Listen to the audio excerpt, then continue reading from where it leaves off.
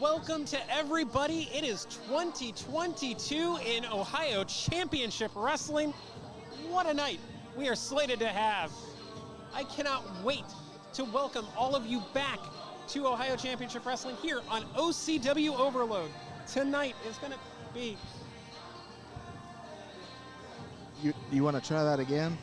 Or allow me? Well, it's ice cold outside, but we got red hot wrestling action for you right here.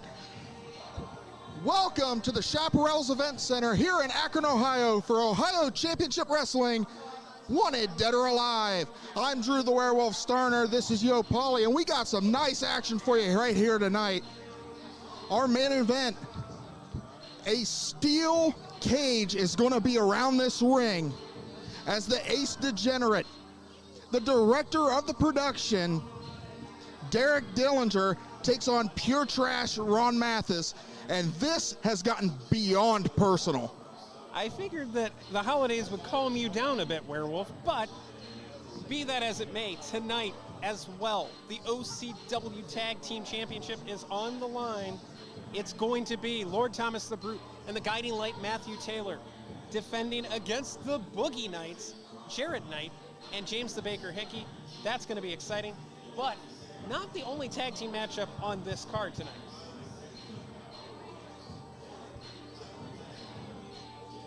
I'm excited for this one. Are you excited for this one? I'm excited for this whole card, Drew. For the OCW Heavyweight Championship, Thunderbird Jake Ely defends that championship against former OCW Heavyweight Champion, making his return here tonight, Poison Appollo Starr. It's been many years since Appollo Starr has set foot in an OCW ring. We're going to talk all about that later on tonight. But I cannot stress enough how excited I am to see the Entourage finally get what's coming to them. Because tonight, the Entourage has messed up and messed up bad. Brandon Fields and Alex Matthews team up to face the reunited winners, the Show Robbie Starr and No Shame Jimmy Shane. Shane, of course, was screwed out of the OCW Heavyweight Championship the last time we were here. Whoa, how can you even say that? You were here, you watched it, he got screwed. Jake Ely's the champion. Jake Ely is the man currently in possession of the championship belt, but we all know that if not for the interference of Nick Hahn, he would not have won that match. And how can you say the Entourage screwed up bad? We'll get to that a little bit later. What I will also tell you is that tonight, the Entourage will also be in action in singles action. Jock Samson, the so-called captain of the Entourage, goes one-on-one with Ryan Michaels. We've seen a lot of Ryan Michaels in 2021. You could argue that he was one of the breakout stars here in OCW in 2021. Tonight, the Canadian comes to OCW with revenge on his mind. He was part of that 4-on-4 match of survival back in November here. Did not go the way that Michaels thought it would, but he has a chance to take out the head of the snake, the captain, Jock Samson. And Jock Samson also laid down the challenge to Ryan Michaels, challenging Ryan Michaels that he cannot be body slammed by Ryan Michaels. I was trying to figure out why that was even a thing. Apparently, nobody has body slammed Jock Samson in years. Yeah. That's nuts. How did we not notice that? Yeah, and there's no way Ryan Michaels is going to be able to do it here tonight either. I don't know if I would say that. Let's say Jock is that good. All of that and so much more coming your way tonight. Hey, I know for a fact that the new OCW Ohio Heritage Champion, Gino DeCapo, says he's going to defend the title tonight, but he's not scheduled for a match here, and he's not on our run sheet here, so I don't know how he's going to defend the title if he's not scheduled to be here. And word is the former Ohio Heritage Champion, Chuck the Truck Morris, is also in the building somewhere. Chuck the Truck Morris wants to hurt badly Gino DeCapo, and he could do it tonight, but right now, neither one of them have a match here, so we don't know what either one of them are going to do. Well, Chuck needs to get his temper under control. Yeah, for Chuck, he might just need to take a month off. Well, the thing is, I've seen it on all the social media, everybody's saying Chuck the Truck Morris got screwed out of the Ohio Heritage Championship. He did. No, let me pose this to you. Gino DeCapo won the brass ring in a match sanctioned by Ohio Championship Wrestling, correct? Correct. He then cashed in that brass ring for an Ohio Heritage Championship match sanctioned by OCW, correct?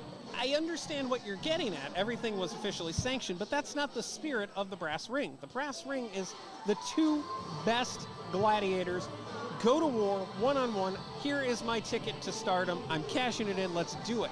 Not, I'm going to drop you on the championship and then cash in after losing to you in the actual match. But who walked away with the championship? The Heritage Championship is currently sleeping with the fishes, ladies and gentlemen. Also scheduled to be here tonight, we are going to hear from the OCW Women's Champion, Natalie May. She has a lot on her mind. She's been getting constantly attacked by Team Von England, specifically Eden Von England. Well, Eden definitely is chomping at the bit for a shot at that championship. Why wouldn't you be? This is the time and the place to do it. And the way that Eden has gone about this, Eden has been very careful and conniving, very calculated, and that is not good for Natalie May. She's in the crosshairs with somebody who right now is ready to pull the trigger. Yeah, also keep in mind, Eden, Cambridge educated. So And you know the mind games are going to come into play. not to mention, she was in field hockey and said it wasn't violent enough. So she decided, let me go on into pro wrestling, did Eden Von England. That's what is staring down our OCW Women's Champion right now. And if I'm Natalie May, I can understand being a little bit concerned about that. I can't wait to hear from Natalie May here tonight. We can't wait to have all of you with us here tonight. If you're a first-timer, welcome, and thank you for joining us here on OCW Overload. We are hopeful that our broadcast tonight will bring you to the arena here at Chapparell's Event Center, 2418 Arlington Road in Akron, Ohio. And if you're a regular viewer here on OCW Overload, welcome back. We missed you. We hope you had a wonderful holiday season, that you stayed safe. I know safety has been of the utmost concern in Northeast Ohio and across the world in light of recent viral events. So everybody stay safe, stay happy, stay warm, because it's really cold outside. But the action inside, Red hot. and it's going to start in just minutes. We have a pre-show match that I cannot wait to see. Yeah, I want to see this one. And we're not going to tell you what it is.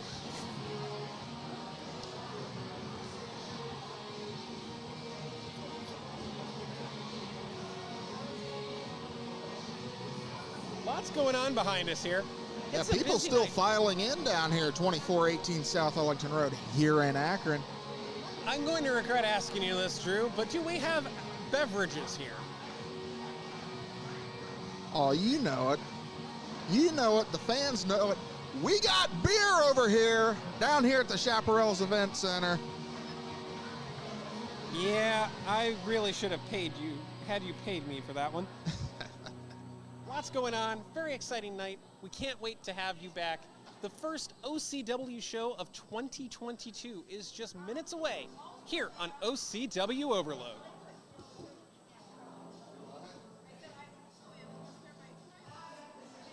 There's a lot going on around us right now. Yeah. Shout out to Papa Kev. We are currently broadcasting on OCW Overload, which is part of Believeland Media LLC. Check out believelandmedia.com. Is there an LLC at the end of that? believelandmediallc.com for all of your most recent sporting news, including Cleveland Guardians, Cleveland Cavaliers, Cleveland Browns, and Ohio State Buckeyes coverage every single day. They are doing something new and something different. Lots of podcasts that you can download and listen to right now on your iPhone or Android device. Paul, make sure you get that URL right. That's believelandmediallc.com. Well, they're not paying you for it. Well, you should see outside what I got with my paycheck last month. Oh, is that the one that you got when you suddenly turned into this inexplicably different werewolf? Let's go to the ring.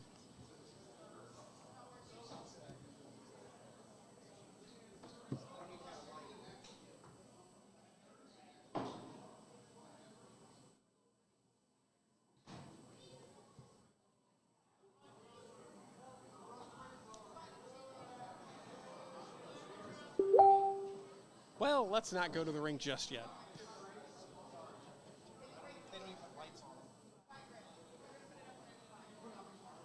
Well, there's some technical difficulties going on inside the building, so we will keep you excited and thrilled here on OCW Overload. The match that I am most concerned about has to be that cage match. Because we've seen the cage. Yeah. It is solid steel. Oh, yeah. And tonight, two men are going to go to war inside of that cage that have done unspeakably horrible things.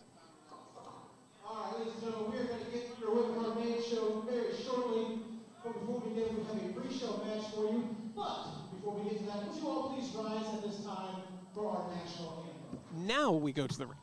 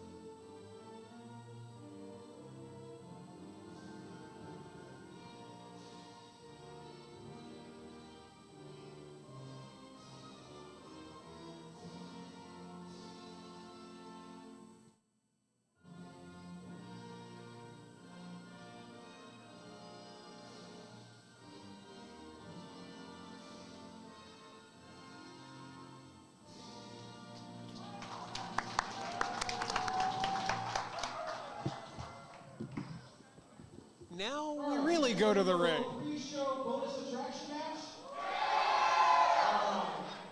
The following singles contest is set for one fall. Your referee is reporter O'Shea.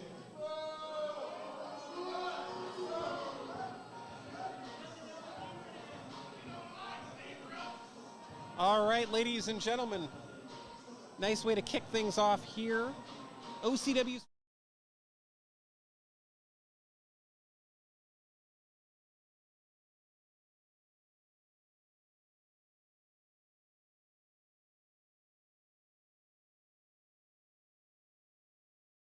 Looks a little bit light in the bag there, the money bag, that is. I understand that Asher Knox has been doing some crazy stuff. Yeah. Apparently Asher blowing a lot of that money in Vegas. And the funny thing is, Asher Knox and Kenny Kash, that tag team is over. Yeah. So how the hell did Asher Knox get any of Kenny Kash's money?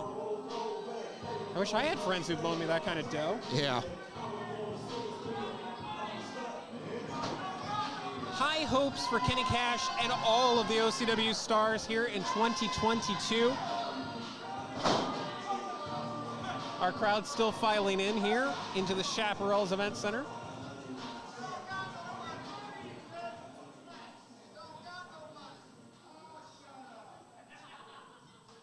I heard a fan say,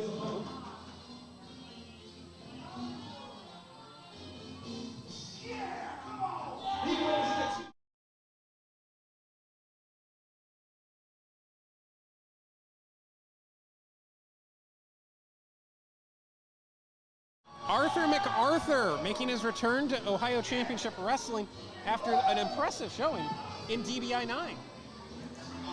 Yeah, a very impressive showing by the strongest man in all the land, Arthur McArthur. You should have actually been here earlier. he was challenging people to a push-up contest. Nobody was even close to beating Arthur McArthur. Well, no. This guy is that fit. Look at those guns. His biceps have biceps, for crying out loud. Interesting to note, no eliminations in that DBI 9 Rumble, but he has been training under some of the greats of all time as the bell goes, and we are underway here. Is that even real money? Is that real money? McArthur asking the question that I think we've all been wanting to ask for about 2 or 3 years now. Okay, all right, come on. McArthur, half of the tag team known as Bulking Season, with a gentleman named Chuck Stone, and they wanted us to let everybody know they want a shot at the OCW Tag Team Championships, Drew. Yeah, well, they're going to have to get in line because a lot of teams chomping at the bit to challenge for those OCW tag team titles. Including the Boogie Knights.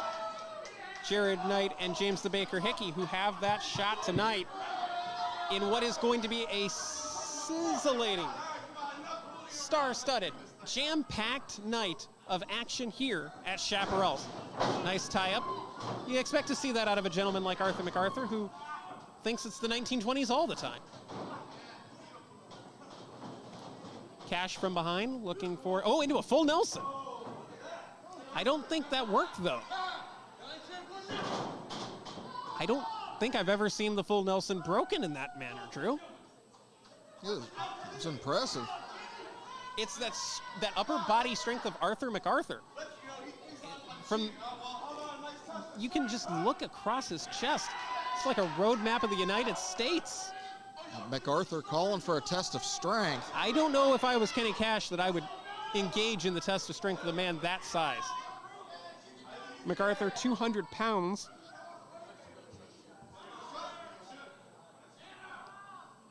Kash outweighs him by 25 pounds, but not in the upper body. It's more of that quads area. The Greco-Roman knuckle lock. And of course, going low. First the stamp of the foot, then right into the midsection with that knee. Now going to a side headlock is Kenny Kash. Headlock takeover. That was a nice headlock takeover by Kenny Kash. In some companies, you win the match with that.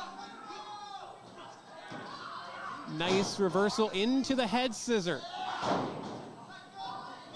McArthur very calm, taking his time, relaxed. Got to get those squats in, Drew. That is a submission maneuver. And it's a great way to work on those quads.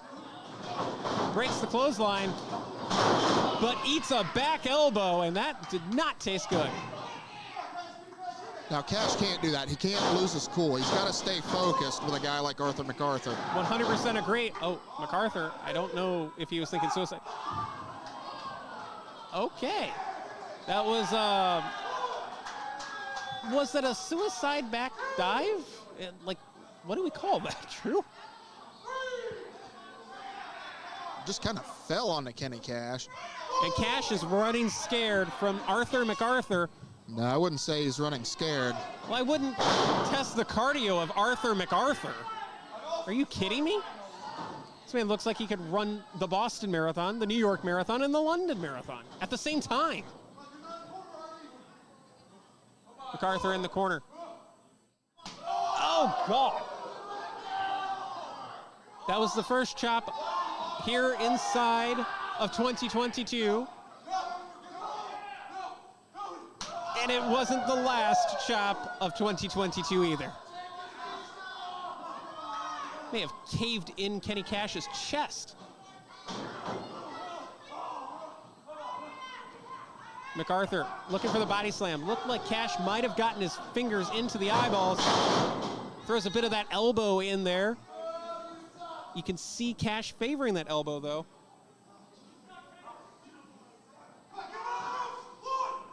You know, it is worth noting, Drew, technically, Kenny Kash won his last match of 2021, the four-way, 4-on-4 match of survival. Yeah, he was on the winning team. But he did not survive. He was eliminated from Team Entourage.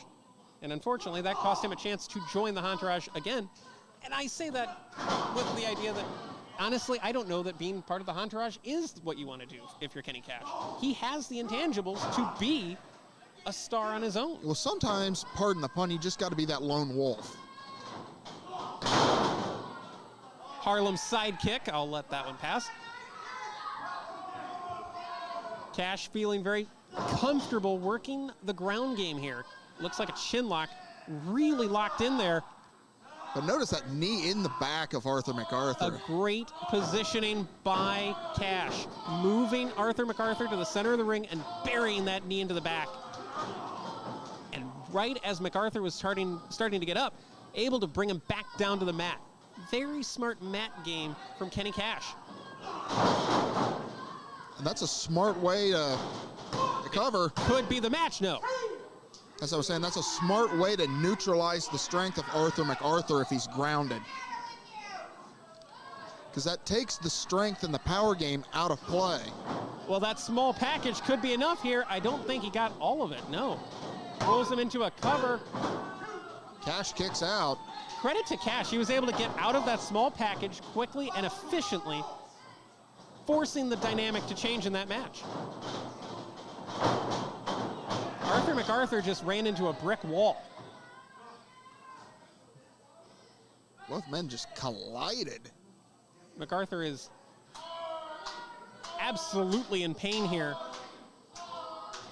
Kash has really done a great job of keeping Arthur McArthur on the mat, alleviating that advantage that he has, the large chest and those upper body maneuvers, you know? Might have spoke too soon on that one.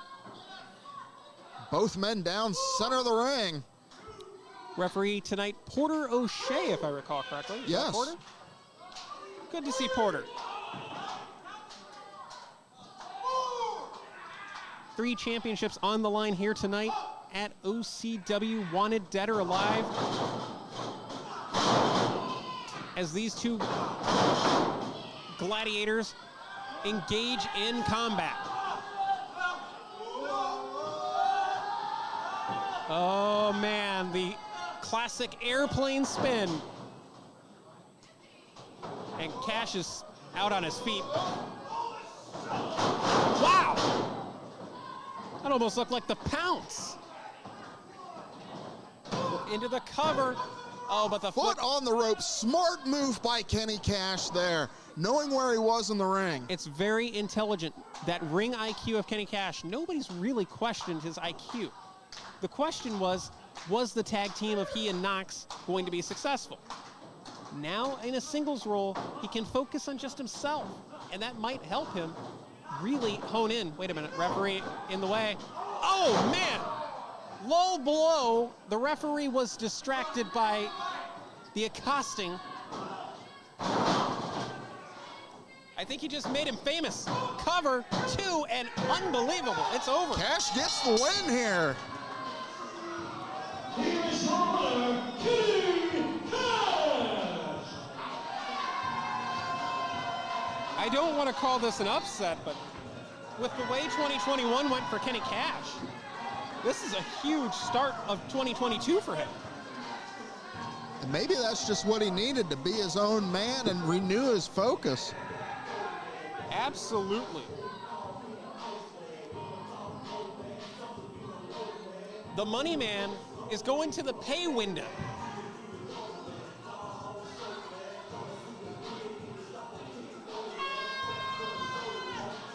Almost feels like 1920s just got obliterated by the modern 2000s.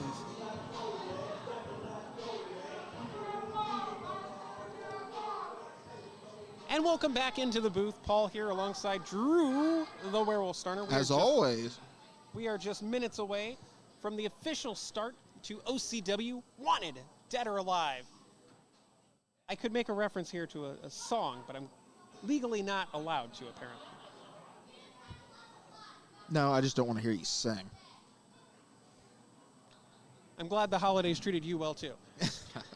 Tonight. And now, ladies and gentlemen, let's go to the ring. Are you ready for Ohio Championship Wrestling Wanted Dead or Alive?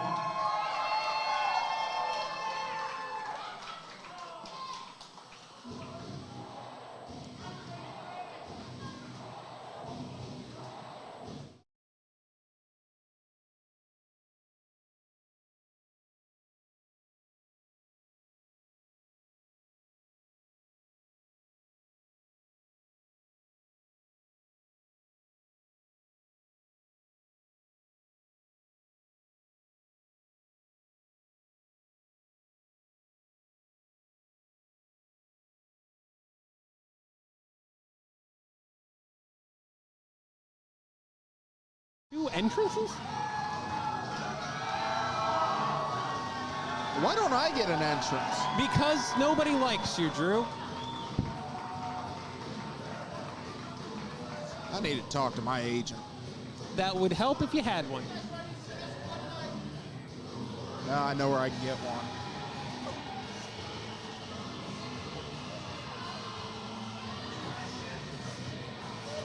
In all seriousness, it's going to be a fun night tonight. 3 championships on the line, including the heavyweight championship, the tag team championship, and...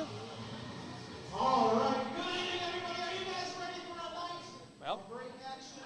we'll get to that in just a moment. Including in our main event, a giant steel cage matchup here tonight. All right, now, tonight OCW's Wanted Dead or Alive is being brought to you by Akron Roofing. Whether it's shingles, flat, or metal, all your roofing needs. Akron Roofing, check them out on the web. All right, now, let's get underway here tonight. We gotta say hello to our favorite broadcast team, Nash Paseo. Come on, all right? Let's get up first.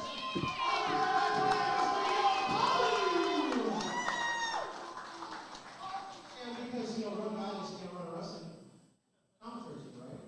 He's got to have a fellow commentator, right? So get up for Drew, the Werewolf Starner!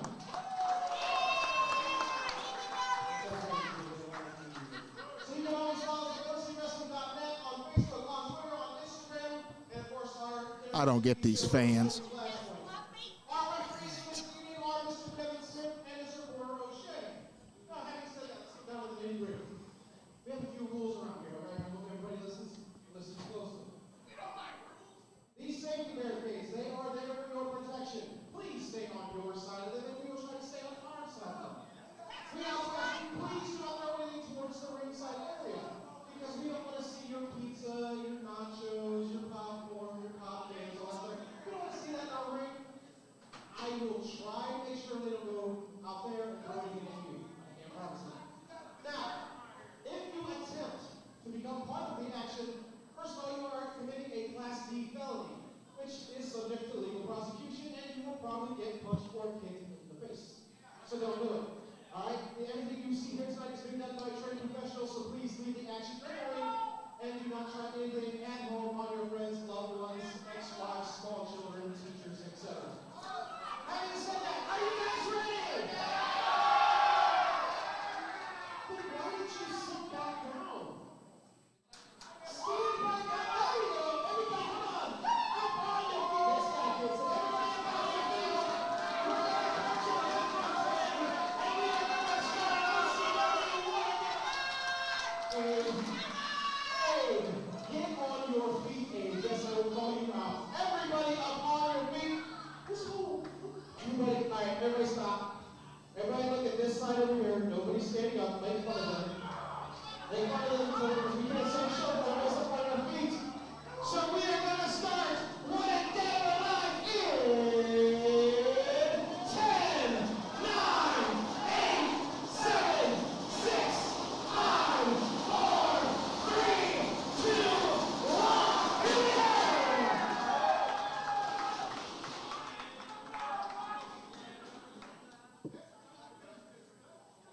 Ladies and gentlemen, your opening contest is now for one ball.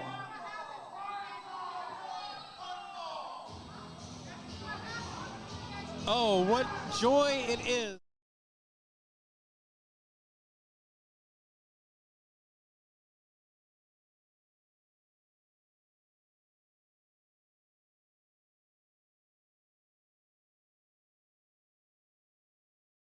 Here's the king of the one-night stands, Jock Samson.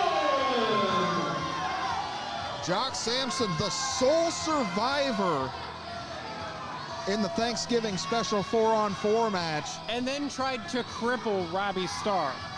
That is the reason why we have the big tag team matchup tonight. But we'll get to that a little bit later, because I want to talk about the fact that Jock Samson is wearing a Pittsburgh Steelers shirt. What's wrong with that? We're in Akron, Canton area. So I'm a Seahawks fan. Yeah, you picked the wrong team. How's Russell Wilson working out for you?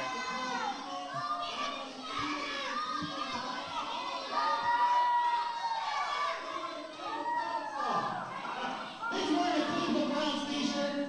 You know what's going to happen tonight? To Ron Mathis, Jock Samson, the greatest wrestler of all time, is going to absolutely crush Ron Mathis like the Pittsburgh Steelers just swept the Cleveland Browns this season. And Ron Mathis actually thinks he can slam the GOAT. This man has wrestled the Barbarian. He has wrestled the Honky Tonk Man. He has wrestled Hacksaw Jim Duggan. And not one of them were able to body slam this man. 6 foot the clown. So, Mr. Beluga, I only scratched the surface on this man's accolades, but if I were to go through all of them, we'd be here all night. So let's go ahead and bring out his opponent.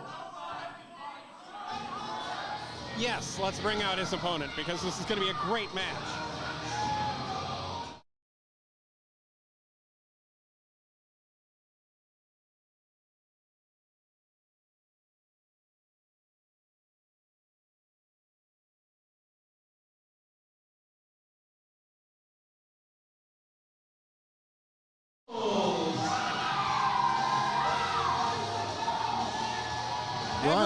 Ron Michaels making his way out to the ring. And this guy's just been a thorn in the side of the entourage. Absolutely. Ever since making his debut here in 2021, back at our last restart, so to speak, May 2021, when our doors were finally allowed to reopen. And he's just been there ever since, gnawing away at the ankle, just trying to take down the entourage, whether it be by himself or in a group. He was part of the losing effort for Team OCW at Thanksgiving Special in the 4-on-4 match. And I know he's looking for revenge here tonight, trying to take out the head of the snake, and that snake is Jock Samson.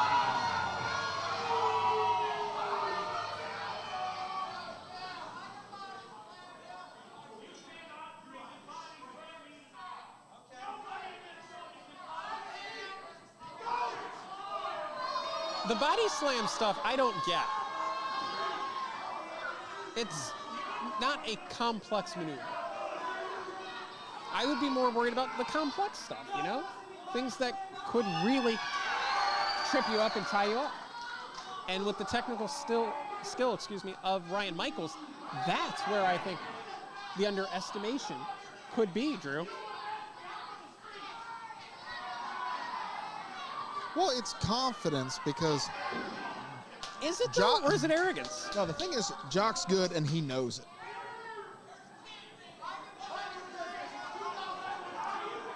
I'm not denying Jock's ability. I'm saying that right now, if he's looking for a body slam, he should be looking for a headlock. He should be looking for simple moves that can be made into complex maneuvers, and then that is how you win matches. And Ryan Michaels, well aware that a win right now, tonight, over somebody like a Jock Samson, who has faced the Honky Tonk Man, the Barbarian, etc., etc., etc., that puts him right in line. As the bell goes on 2022 officially, we are underway at Wanted, Dead or Alive.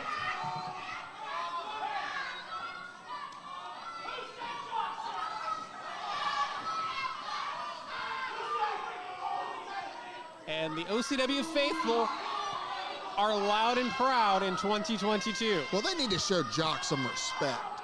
He doesn't show them respect. Would you show them respect if they talk to you that way? They don't, so I show them respect. Although Ryan Michaels says, I'm gonna slam you, that could be, maybe Jock did get into his head a little bit. Nice arm wrench here. Oh, man. Really controlling that wrist. And we talk about this all the time, Drew. Wrist control is so important because you can then control where your opponent goes next. Yeah. With that wrist control, it makes your hand numb up, so it makes it harder to grab your opponent. That's true as well. And of course, the agent, Nick Hahn, lurking at ringside. Well, now he's trying to get in the ring.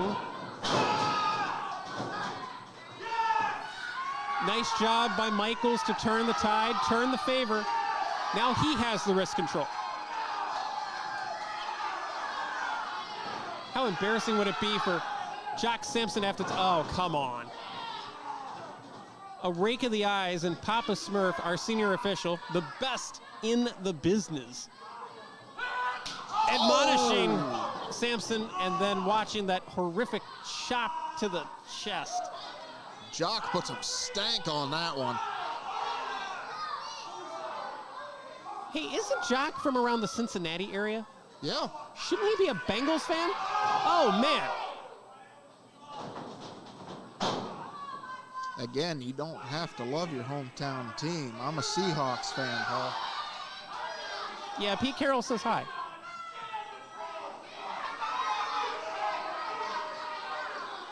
Jock is taking a lot of time here yelling at the OCW faithful and not much time with Ryan Michaels, and that could be that arrogance that I talked about earlier manifesting again.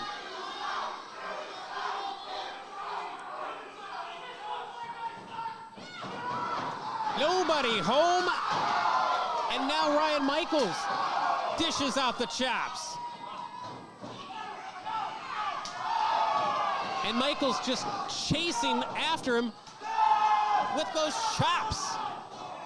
One more time, says Michaels, and I think Ryan Michaels is gonna get one more, the house special, as you might call it. A plate of chops. Michaels.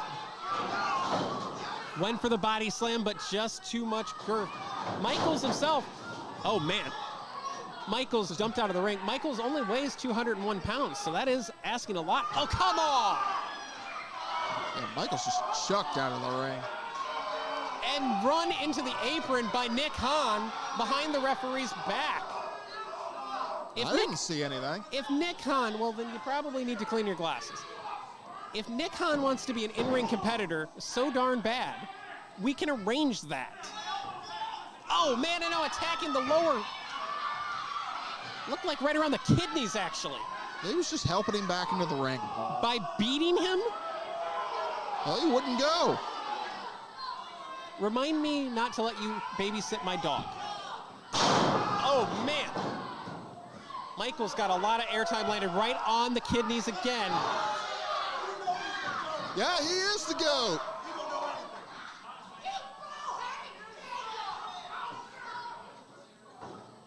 Perhaps Nick Hahn should be worried about what's going on in the ring instead of me on commentary.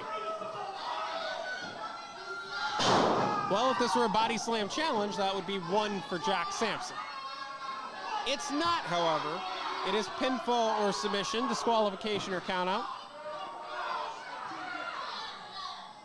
But you can see the pain on the face of Ryan Michaels. That body slam really took a lot out of him. Off the ropes. God! That's some air on that one. Big back body drop from Jock Samson. That was horrifying. Michaels went airborne like he was a 747. Cover, 2, no. Michaels clutching that back that was first injured by Nick Hahn, but has been exacerbated by Jock Samson. It has been the focal point.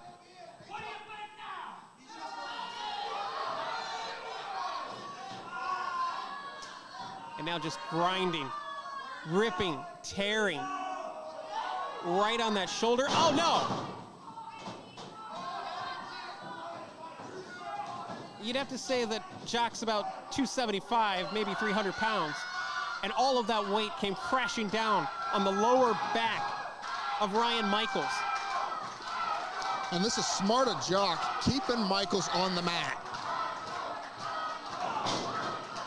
Agree completely, but Michaels able to work his way back to the stand, only to eat that kick to the midsection. Man, it has not gone well for Ryan Michaels here tonight. And a headbutt as well. Jock willing to sacrifice himself to inflict more damage and punishment. Yeah, but this is smart of Jock Samson targeting the small of that back because it makes it hard to breathe, hard to stand. Hard to body slam. Michaels back to his feet, throws those rights. The body slam backfires, cover. This could be it. No. Man, that was close.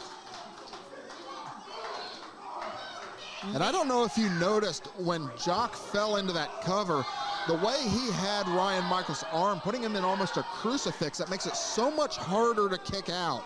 Maybe Ryan Michaels needs to abandon the body slam and work on a body part here. Because right now, his lower back has been damaged tremendously, and it is going to be near impossible to lift his groceries tomorrow, let alone 255 plus pounds of Jock Samson. Jock perhaps looking for that 740 elbow. Well, I don't see any quarters in that particular elbow, so I don't think he got all of that. But he does appear to be loading up the elbow pad.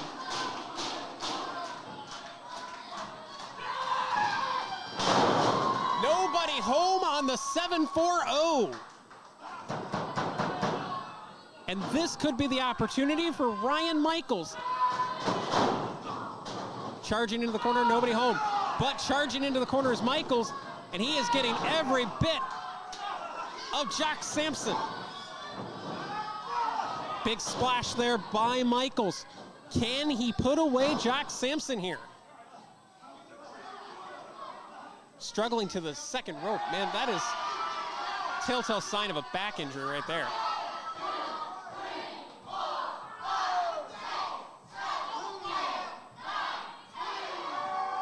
Now, come on, Michaels is biting Jock Samson. I only see 10 punches. Who needs the glasses clean now? Michaels trying to turn the tide, going for the body slam again.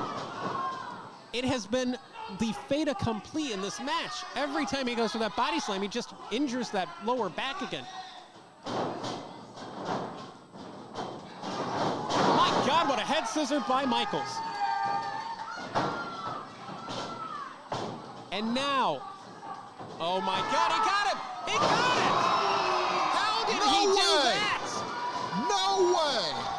Ryan Michaels, with his lower back in extreme agony, just body slammed Jock Samson.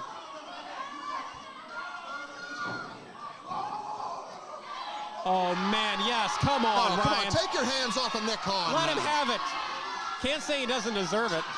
Oh man, oh, that could have been even worse for the entourage.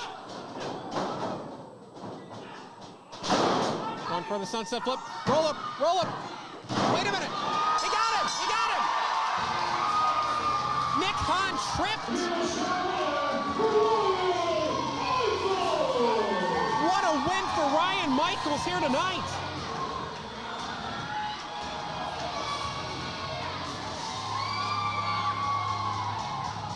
Things going a little bit awry there for the entourage.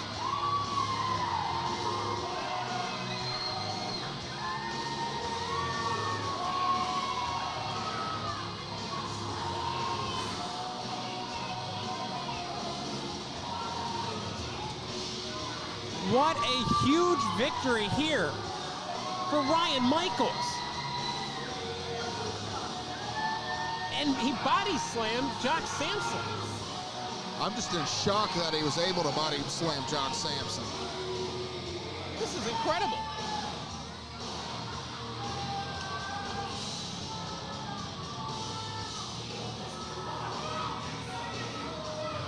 Is that perhaps the first shot in the armor of the entourage?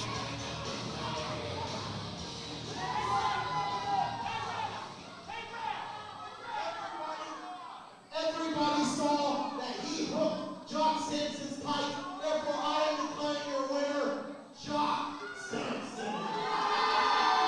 Oh, the referee's decision is final. So while you can say whatever you want, it is not a Jock Samson win. And now Jock Samson is threatening Papa Smurf again. Well, Papa Smurf put his hands on him. Papa Smurf is an official. He has to do what he has to do to maintain. What the hell is going on? They're chasing Papa Smurf out of the building.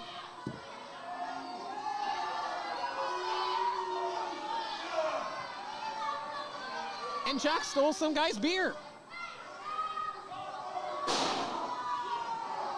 Yeah, we got beer down here at the Chapparell's Event Center. Make sure you get down here, 2418 South Arlington Road, here in Akron. As you bring you back into the booth. Still to come tonight, the steel cage All right, match. you guys ready for your first championship matchup of the evening? The following contest is scheduled for one fall and will be for the OCW Tag Team Championship. Introducing first, the challengers.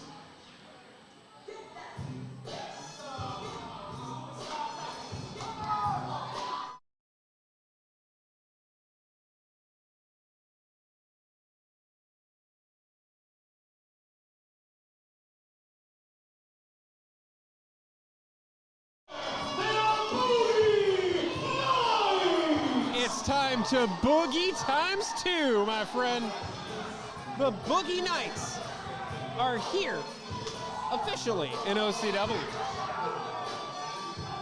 Yeah, this is going to be their first time teaming as an official tag team here in OCW. And their first official OCW Tag Team Championship matchup. You remember there was that farce where the Entourage stole the Tag Team Championships and quote-unquote defended them. I don't know what you're talking about. You were there They, with me. they were the tag team champions. We're not getting And it was a into that. non-title match, so. The Tag Team Championships in OCW already have a crazy enough title history. We don't need to throw that into it. Look at the excitement. Knight and Hickey, this could be something big right here.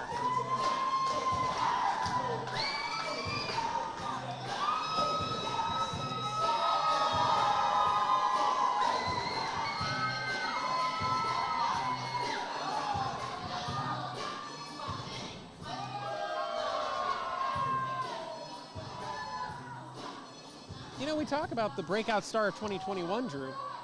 You could argue that Jared Knight is that guy. And their opponents. Yeah, I take nothing away from these two, Knight or the Baker.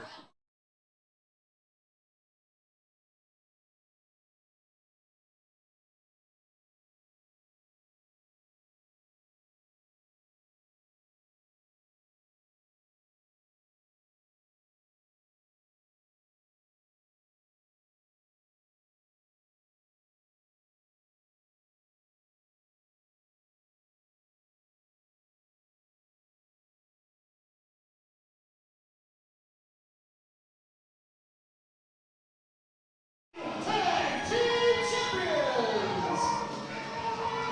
The reigning and defending OCW Tag Team Champions, Lord Thomas the Brute and the Guiding Light Matthew Taylor. 112 days now as OCW Tag Team Champions. They ended the longest tag team reign in history by Warhorse at Game On 2021 and then retired Warhorse as a tag team. Domination is just one of the many things that you can say about this tag team. Yeah, domination. These two, the current tag team champions, the Guiding Light, Matthew Taylor, a triple crown champion here in OCW. Absolutely, and he has kind of ditched the pacificity. He is now preaching guidance through violence. He said that his old message wasn't being heard, and his message must be heard. So violence it is.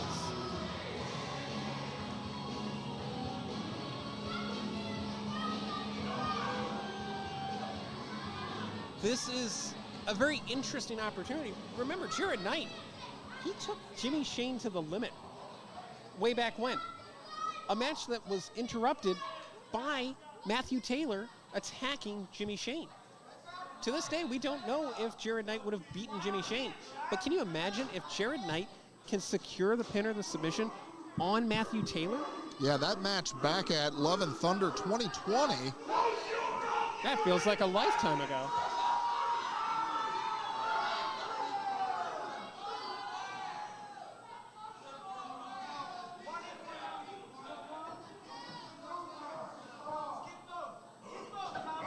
Oh no! The bell has not rung. There's the bell.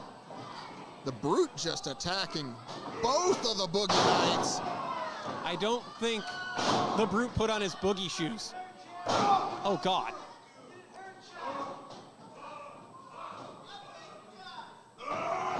Jared Knight goes flying ringside. Right here in front of us.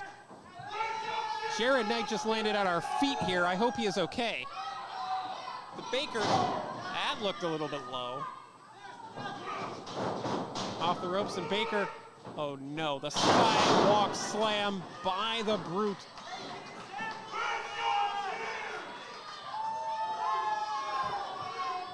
Good God. Oh no, the elbow and down. Brute into the cover. First cover of the match. Only a 1 count. Credit to the Baker getting a little bit, getting that little extra, you know? And did you hear what Matthew Taylor just said? He hasn't had enough. That's horrifying.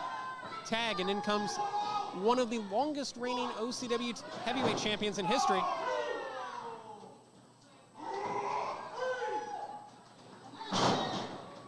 Taylor with a snapmare, and then lands that beautiful dropkick cover. Again, 1 count only on the Baker. He had a bit of a sugar rush when I interviewed him earlier today. Oh, man. Shot to the midsection. And now the Baker tag. Doesn't look like Lord Thomas the Brute saw the tag. He's going to see this. Diving crossbody by Knight. And Jared Knight's fired up. Oh, man, this could be over quick. Brute looking for the power slam. Drop kick tag. Taylor was not ready for that splash and went with a bulldog. I don't think there was all on it. 2 count only off that bulldog.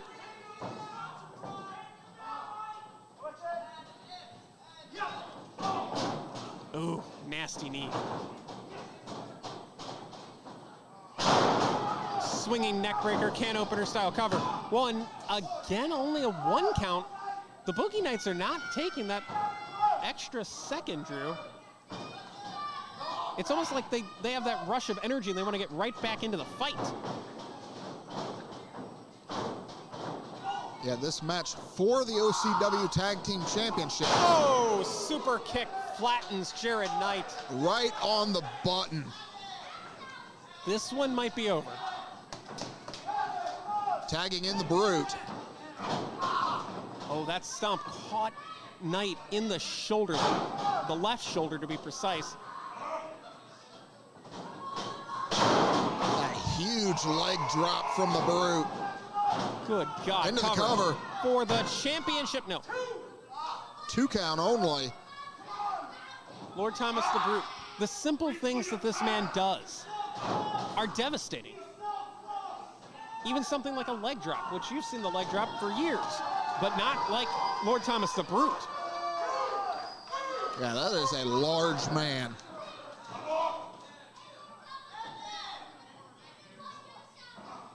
There's just something about the way that Lord Thomas the Brute has carried himself since aligning with Matthew Taylor. More confidence than ever before. Oh, man.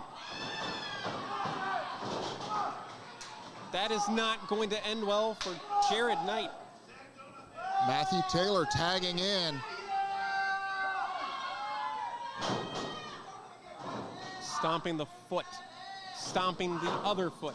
Any appendage that is available to be stomped will be put through violence.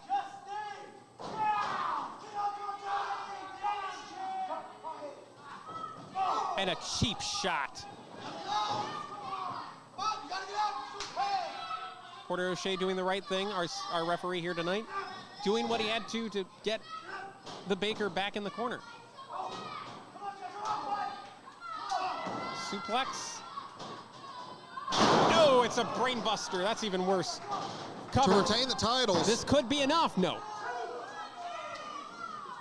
2 count only off that sickening brainbuster. Just driving that kick right into the shoulder blade. That's the same shoulder blade, Drew, that Lord Thomas the Brute stomped horrendously earlier.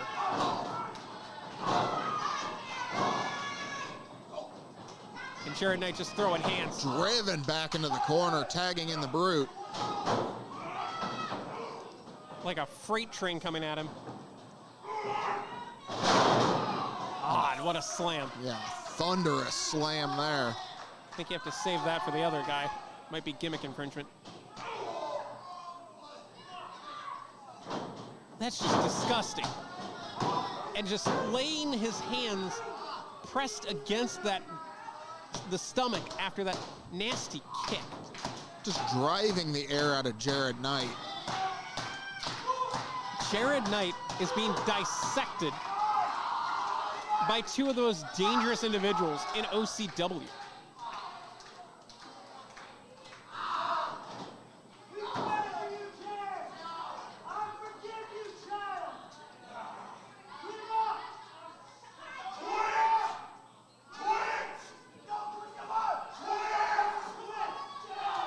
Lord Thomas the Brute, you have to talk about the fact that he has singles victories against both of these men, both Jared Knight and James the Baker Hickey. You have to imagine for him, he thinks it's going to be a walk in the park, and it might be. No. Matthew Taylor almost got surprised, but that clothesline, no surprise.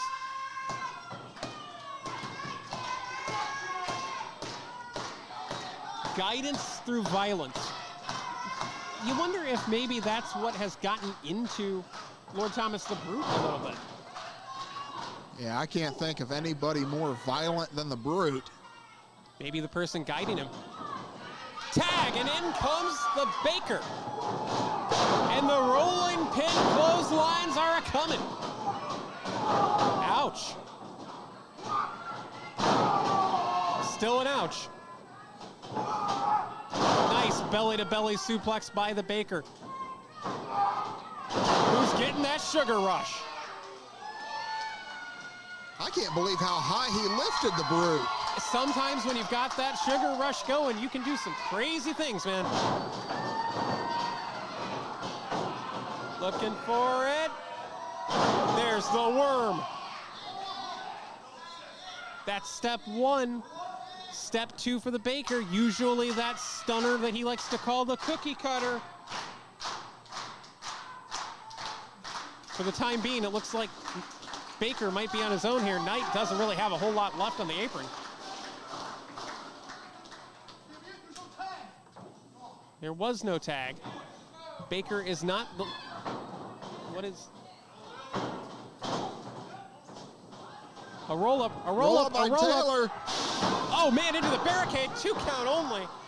But Jared Knight sent crashing into the barricade at ringside. It looked like Knight stumbled, and that gave Lord Thomas the Brute just enough time to trip and pull him out of the ring. But the Baker, he's got it going. Oh, man, that's going to leave a mark. Cookie cutter? No, countered. Man, Matthew Taylor, so athletic. Right to the top rope. The Guiding Light looking to fly with frog splash. Cover, 1, 2, it is over. Here are your winners, and still OCW Tag Team Champions, Lord Thomas the Brute and Matthew Taylor. It was academic once Jared Knight got taken out. Yeah, bow down and pray to your OCW Tag Team Champions.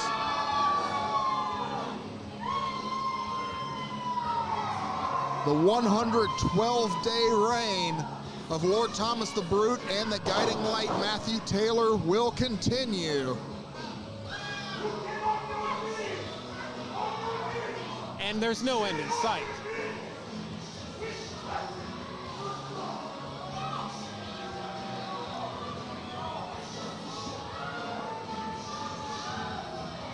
And you got to feel for the Boogie Knights. All that hype, all that excitement coming into this match, and it didn't work out for them.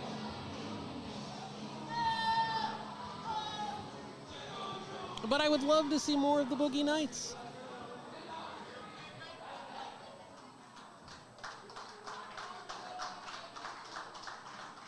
Let's hear it for the Boogie Knights, man.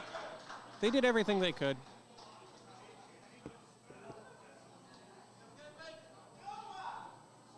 It just wasn't enough.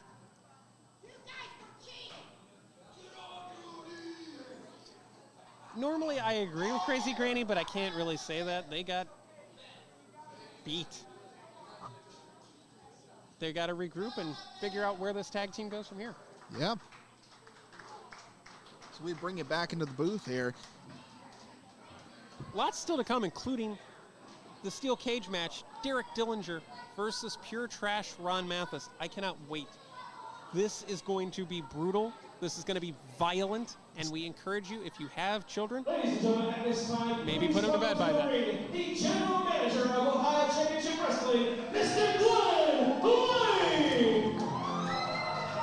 Always great to hear from.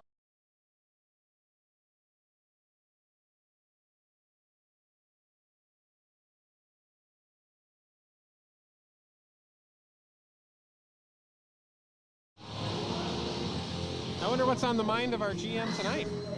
Remember, he signed that long-term extension late last year. Yeah, signing that 2-year extension a couple months ago at Thanksgiving special.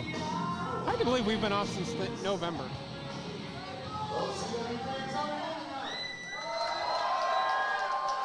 You guys pretty pumped? Alright, I had to come out here real quick because it's been brought to my attention that Nat May has something she wants to address with everybody. So at this time, if you guys can help me welcome our OCW Women's Champion, Nat May. Well, we did hear about this a little bit earlier, that Natalie May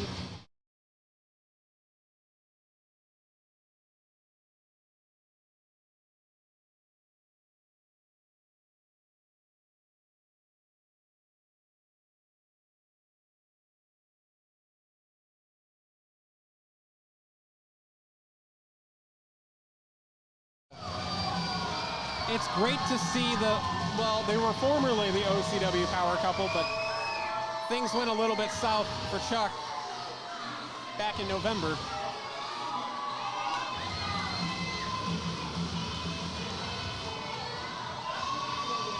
Our OCW Women's Champion now for 84 days. 84 days and counting. And safe to assume she'll get to 85 because we don't have a match for Women's Championship tonight, unfortunately.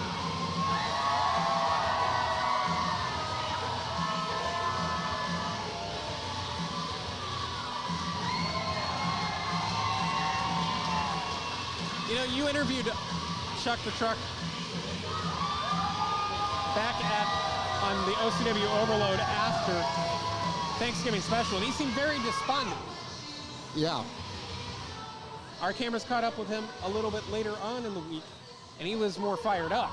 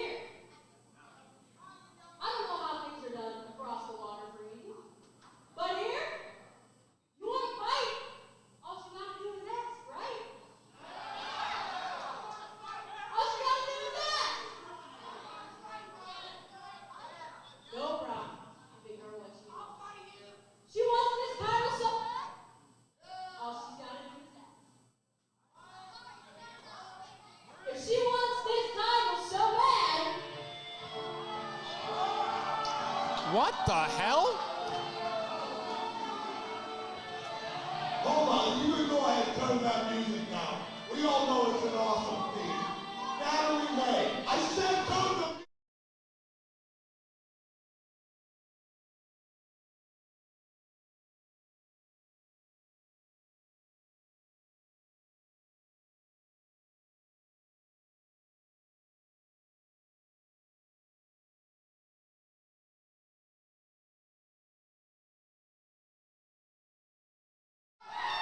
Yeah, the champion for 49 days. 7 weeks for those of you scoring at home. You couldn't call yourself a champion if you had that damn brass whip. You gotta protect you, huh? How about you give me my rematch? Give me my rematch. You don't have the brass ring to protect you this time, do you? I will roll your meatball ass all the way down 77, all the way down 76, all the way back to New York where you came from. That was good, Charles. It sounds like you're on the gas a little bit too hard over there, big guy. You want a challenge at the main man? I beat you last month, fair and square, with my brass ring. Chucky boy, you're in the back of the line.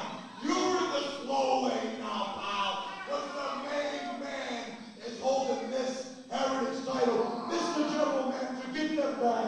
I would like to enter the ring, please. Gino DeCapo kind of stirring the pot here.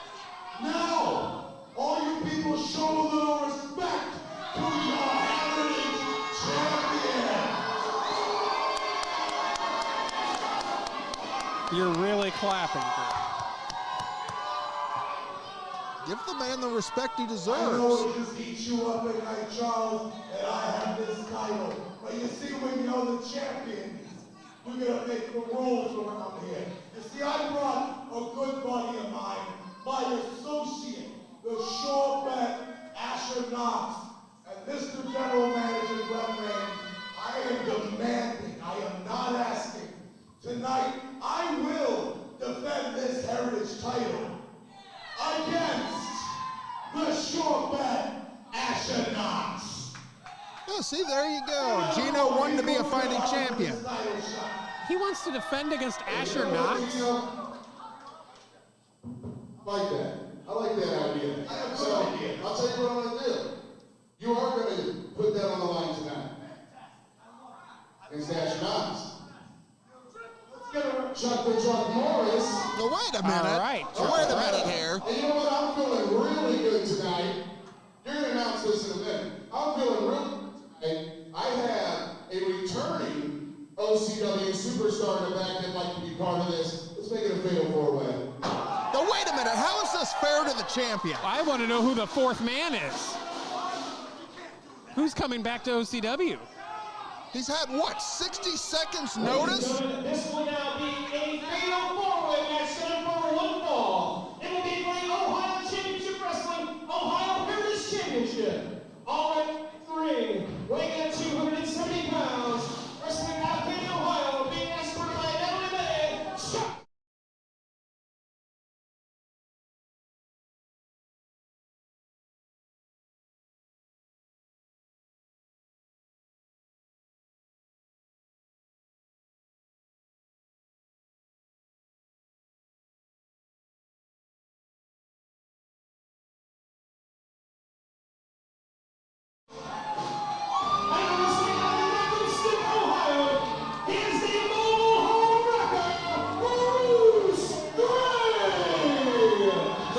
Of the DDT has returned to OCW healthy.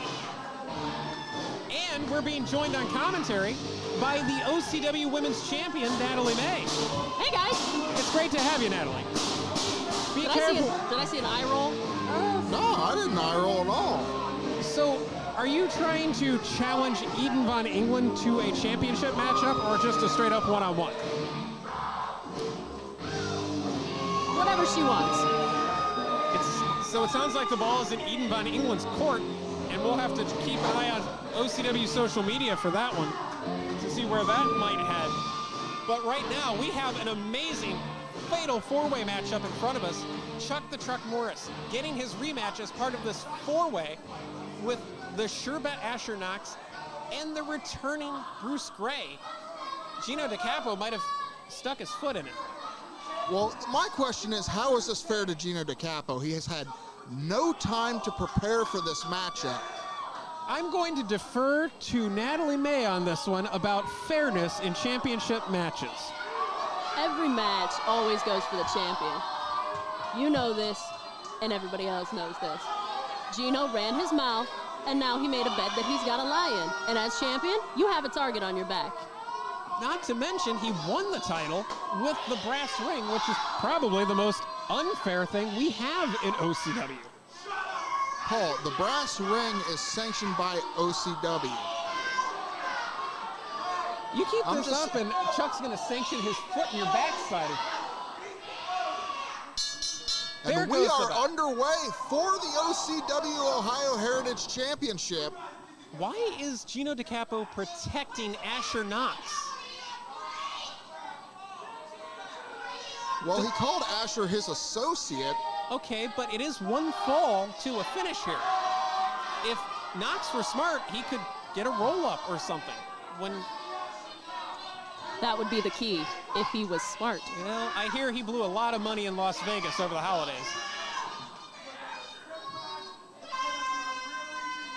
Like I said, if he was smart.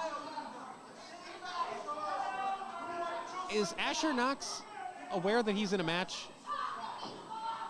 What the hell? What? Oh my God.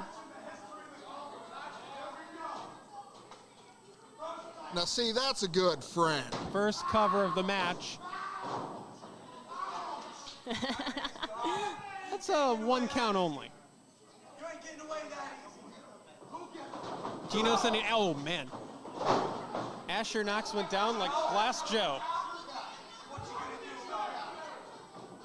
And here we go, the fight that we've been trying to get.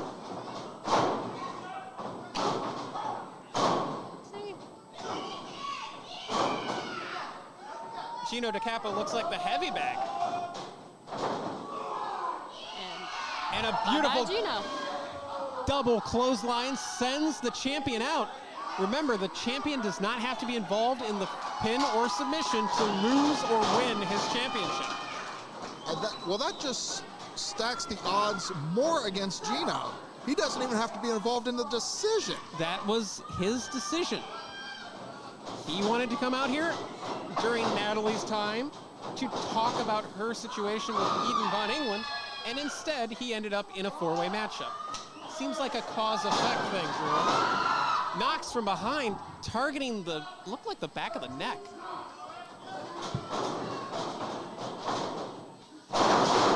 Nice flapjack there. Floats over into a crossface. Looks like maybe a crossface. Oh, man. Right on the head. Gino not messing around, going right to the top of the dome. Well, keep in mind those surgically repaired shoulders of Bruce Gray. And wearing that kinesio tape does not do you any favors in the ring. Yeah, that just puts a bullseye on where that injury is. Natalie, as a champion, I want to put you in Gino's position here. If you're in a fatal four-way match, what is your game plan? Well, your game plan, obviously, is to not, be on the outside. You want to be on the outside for probably as long as possible and not have to do as much. But there comes a point, especially like if you're Gino and you run your mouth way too much, you're going to get stuck in a position where people want you in the ring. They want to take you out. And that's kind of what he's done. Oh, man, the choke's... Oh, man. Right in the cannolis. Nice shoulder tackle by Bruce Gray. We have not seen Gray in probably, February 2020 is the last time I remember. Yeah, and also keep in mind, in that match, his arm was in a sling. You're right about that. This is his first healthy match in 2 years. Asher Knox all over Bruce Gray. At some point, you have to wonder if this association with Gino is going to pay any dividends for the sure bet.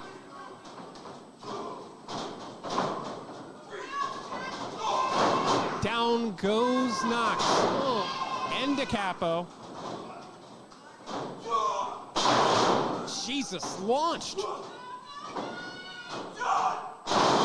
This is a different Chuck I've ever seen before. High angle on that belly to belly. And the truck runneth over in the corner.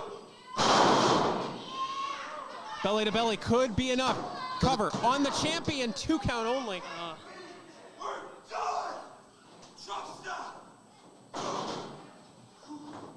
Literally calling for the truck stop. And floats over into it. That guillotine choke. Man, DeCapo, he had to see the title flashing before his eyes. His first defense was almost his only defense. But that's the thing you got to keep in mind. Is a submission move smart in this type of matchup when you're not the only 2 people in the ring? That is a good question. Oh, and Bruce Gray goes flying into the barricade. Big clothesline by DeCapo. Natalie, we saw in a video posted on social media, you and Chuck had a little bit of a moment where Chuck just seemed to snap and just started getting really angry and pounding the wall. What is going through your mind with regards to Chuck? I will say I can't speak for Chuck's headspace. I know everybody's headspace is different, especially with something like that. I mean, I know when I lost my title, I was really mad and really upset, and it took me a long time to get it back. And it's just something you fight and claw for. But when you first lose it, I mean, you kind of become a different animal. Well, I guess maybe the question I should ask is, do you think he is in the right headspace then? Absolutely. Right now, in a 2-on-1 situation, necktie neck breaker.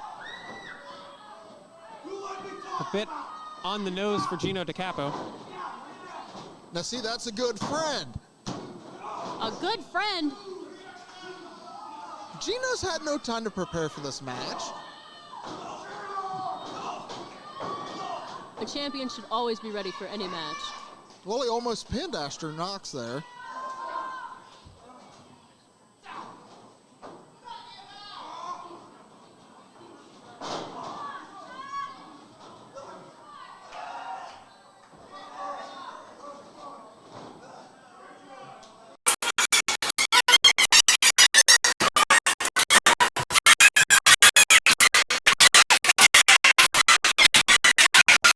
Here.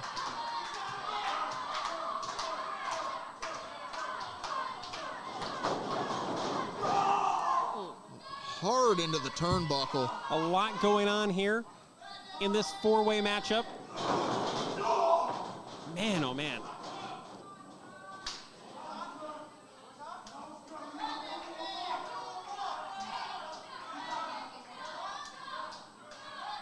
You can see the pain etched on Chuck's face. And another big splash.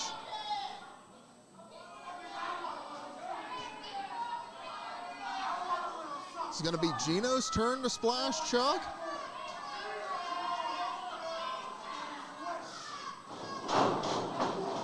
Oh man, into the corner, but nobody home for Gino. And nobody home for Asher, but that one a little bit because of Bruce Gray. It almost turned into a Mexican standoff there.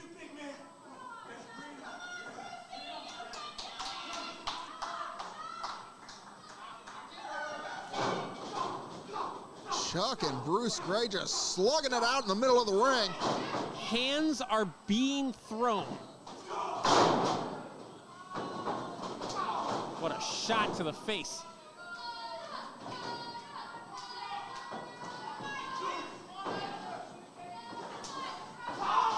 This is just turning into a battle. Oh my God. And and again. Gino and Asher Knox dumped to the outside. Well, right now we've got Chuck the Truck Morris and Bruce Gray, center of the ring. One of these two could get the roll and get a pin or a submission here. This would be...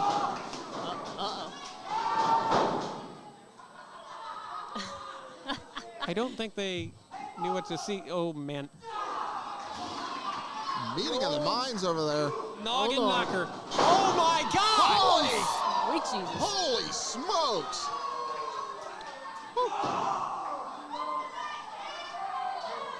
I thought he was Chuck the Truck, not Truck the Airbus.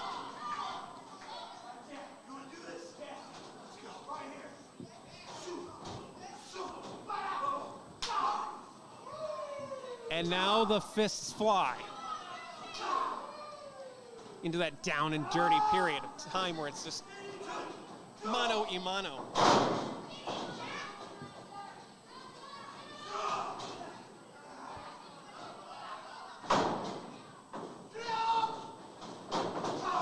Big right hand. What a lariat! All 4 men down.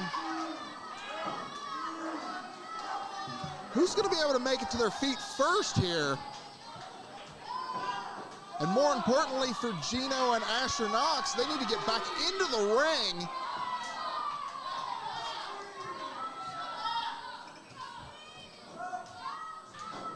You can see the sweat dripping down the back of Chuck the Truck Morris. That shirt is drenched. Gino's is drenched, but that's because he dumps like 6 things of water on his head. Are you kidding me? Calling for the DDT. Like I said, Gino runs his mouth an awful lot. Well, he's got his own DDT. Looking for the kiss of death.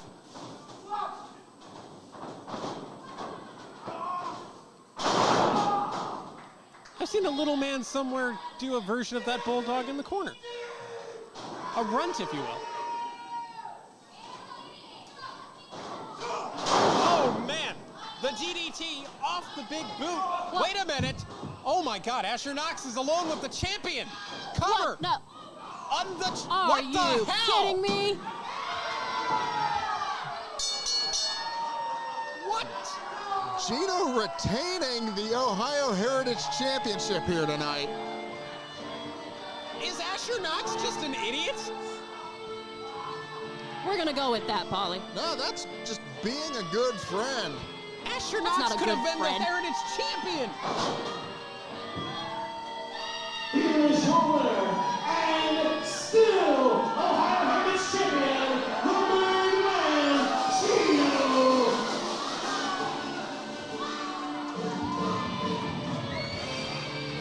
Asher Knox could have been the Heritage champion. That is one of the most prestigious championships in this business.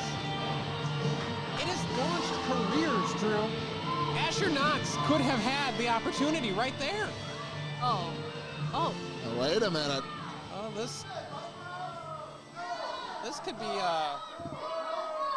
good or bad, depending on your perspective on life. Well.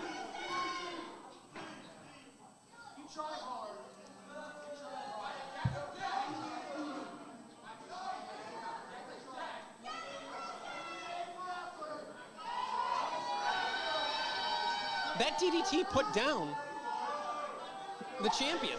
There's no doubt. Well, this No, DDT wait a also minute. put him down.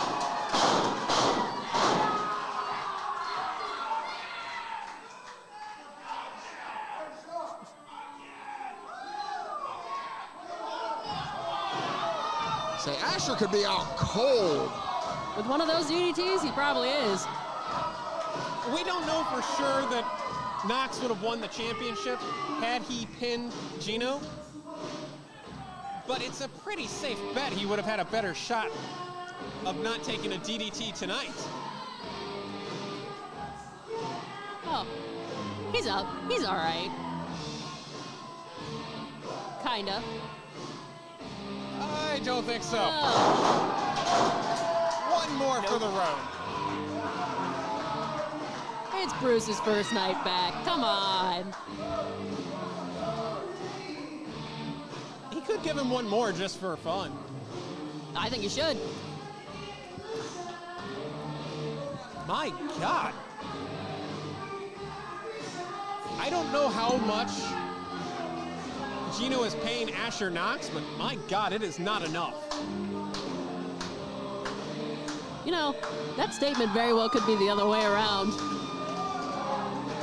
That is a fair point. I don't know what is going through the mind of Asher Knox.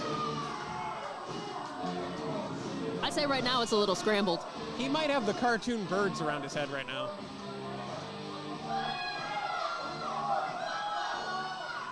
Maybe he can get, oh! Hey, trifecta! Let's do it again! The begging. The begging. Oh, got him again! Was that really necessary? He just cost the man the Ohio Heritage Championship. 3 might not have been enough. He's probably lucky it's not me in the ring. But Bruce, I mean, Bruce can knock anybody out with one of them DDTs. Unbelievable.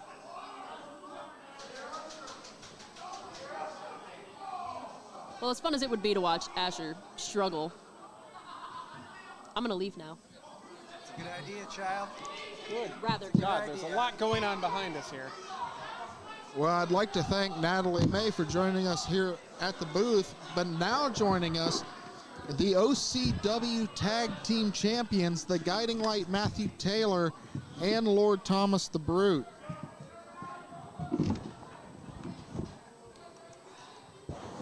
Hello, gentlemen. It's great to have the OCW Tag Team Champions here. It really is, isn't it? It's a blessing. A few questions about this guidance through violence that you're preaching. What exactly would you like to know? But we'll get to that in just a moment. I do believe I'm more important, but it's okay. More important than the entourage, I would agree, but I do have certain contractual agreements that I have to maintain. Well, thank you. Introducing team number 1, being accompanied at ringside by Agent Nick Khan and representing the entourage. They weigh in at a combined weight of 416 pounds. Here is unbreakable Alex Matthews and the professional Brendan Fields. Alex Matthews and the professional Brendan Fields making their way out to the ring for this contest.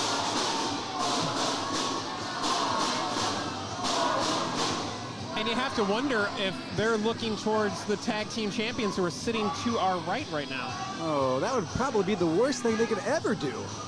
Their little short-lived run here would be over so quickly, so painfully, and so embarrassingly. It is nice to finally have a chance to chat with you, Matthew. It is, isn't it? I know, it's a blessing, you know. That's what I am, so you're welcome.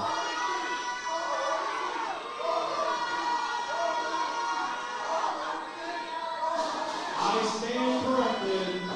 Here is the team of the All-American male, Alex Matthews, and the professional Brendan Fields. Matthews and Hahn did not like the fact, Drew, that I mentioned in the pre-show interview that there was that benched situation.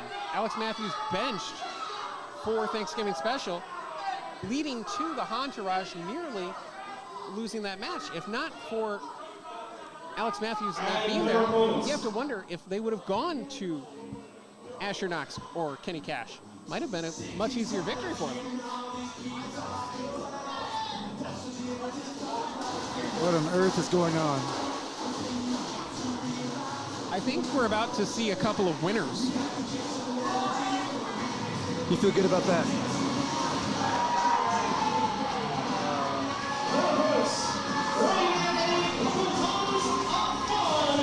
Hailing from the back streets of Hollywood, California, there is a no shame to be saying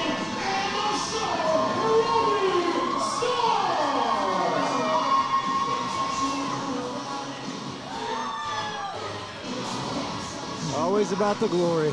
Look at this man. Left his partner alone, just like he left our friendship.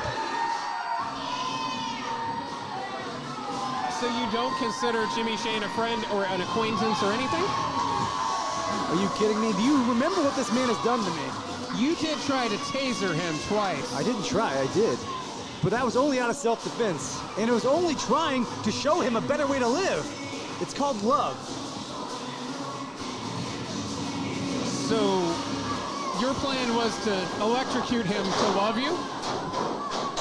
How else would you do it? A hug? That's the difference between you and I. Well, for the first time since 2014, the winners have reunited in a non-impromptu matchup. This one signed by OCW management. What exactly have they won to be able to call themselves that? These two men have never become tag team champions, ever. Well, Starr is a 5-time tag team champion. Together, are they? Together, they are not tag team champions. But a combined 6 heavyweight championships between the two of them. Here we go again. See, this is exactly what I was telling you. The Entourage was simply trying to regroup, and now he's just attacking them for no reason. Oh, I think the fact that the Entourage tried to smash a steel chair across Robbie Starr's head and put him out of the game for good is more than enough reason. Allegedly. Right now, the winners are the aggressors for sure. That's the point I'm trying to make with you. These are not good people. Oh, They're man. awful people. Matthews crashing hard into the barricade right here in front of us. Matthews might have just dislocated his shoulder. And Nick Khan was just away, almost trying to distance himself from the fight and from Matthews. Well, he is not a competitor. He is a manager. He's an agent. You wouldn't be able to tell that from some of his matches, though. Beautiful hip toss by the show Robbie Starr.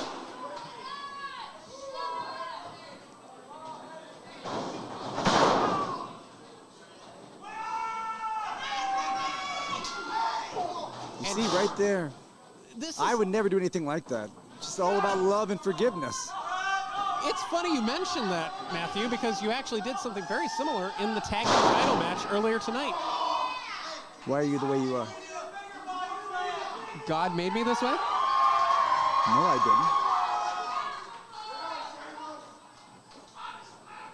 didn't. You're welcome. Tag. Jimmy Shane tagging in. And the winners dumping Matthews hard. Follows up with the elbow, and this is a renewed focus by Jimmy Shane. Jimmy Shane actually apologized to the OCW faithful for not getting involved in the Entourage situation sooner. I never once got an apology from Jimmy Shane, so we see what his apologies are worth. What would you expect an apology from Jimmy Shane for? He destroyed our friendship. I thought I've explained this enough. Do I have to rehash this? I'm just saying, it seems like you're still a little bit stuck in the past here with that, whereas he's kind of moved on. No. You see, we are just here, and he's in front of me, and I am just merely stating the obvious, sir. Nice leg drop by Starr, followed up by a penalty kick by Jimmy Shane. Cover. This could be enough. No. Brandon Fields has to be feeling like his head's on a ping pong table, just everywhere at once, bouncing over and over. Starr has Fields in the corner and just smashing the head into the buckle. See, right there again. You see, these two men, they were never good guys. They take every cheap shot that they can. For crying out loud, the back of his shirt says shameless.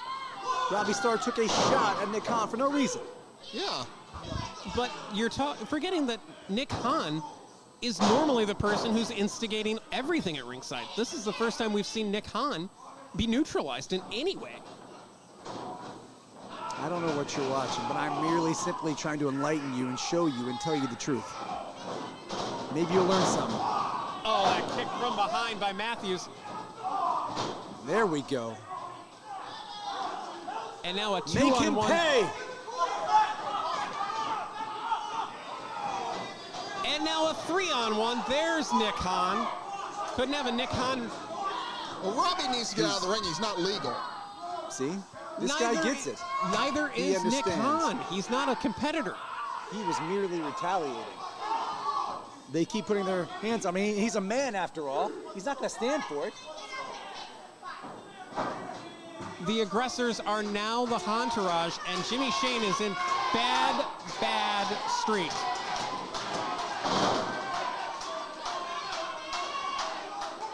Tag. Tag made to Alex Matthews.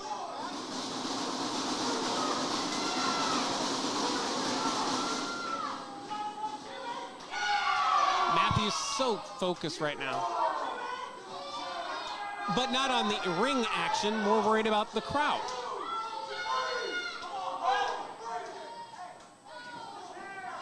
Oh, Matthews pulls away the referee, and now Jimmy Shane is being choked out in the corner.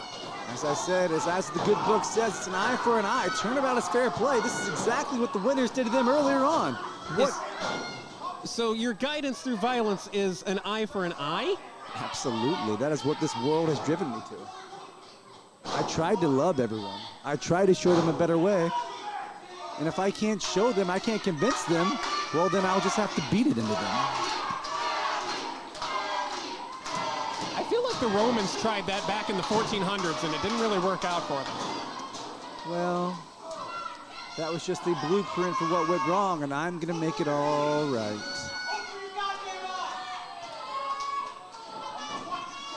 Jimmy Shane in trouble. Big club to the back by Matthews. But Matthews out of the corner. This could be bad news. Went for a body slam. Oh man, roll up. Could have him here. No. 2 count only, says Porter O'Shea, our referee. There's the spear. Unbelievable. Tag. And on the other side. Tag's made.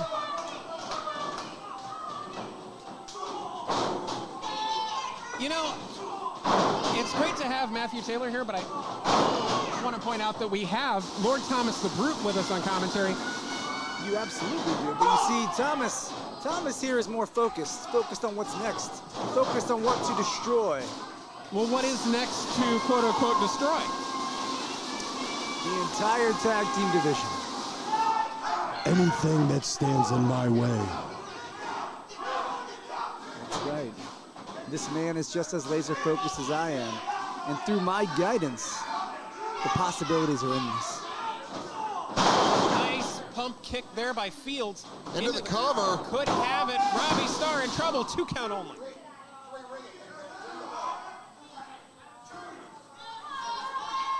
And now Nick Hahn is trying to accost the ring announcer and the timekeeper. For crying out loud. Accost, they're just having a conversation. He literally said, ring the bell. It's over. Because he thought that the match was over. What is your problem? The match is clearly not over. The winners are battling the Entourage in this tag He team. clearly made a mistake. People are allowed. We're humans, you know. Can I interest you in the gospel of the light? It will help you with these problems you have. It will teach you a better way to live. Very interested in what is in that book. No. I don't believe you're enlightened enough yet to read it. But maybe one day. It's worth pointing out, Brandon Fields at Thanksgiving special cover could have it. No. In the 4-on-4 traditional tag team matchup, got himself intentionally disqualified. And that was what turned the tide for Team Entourage. Did the Entourage win the match? Yes, they did. Then the ends justified the means. 100%.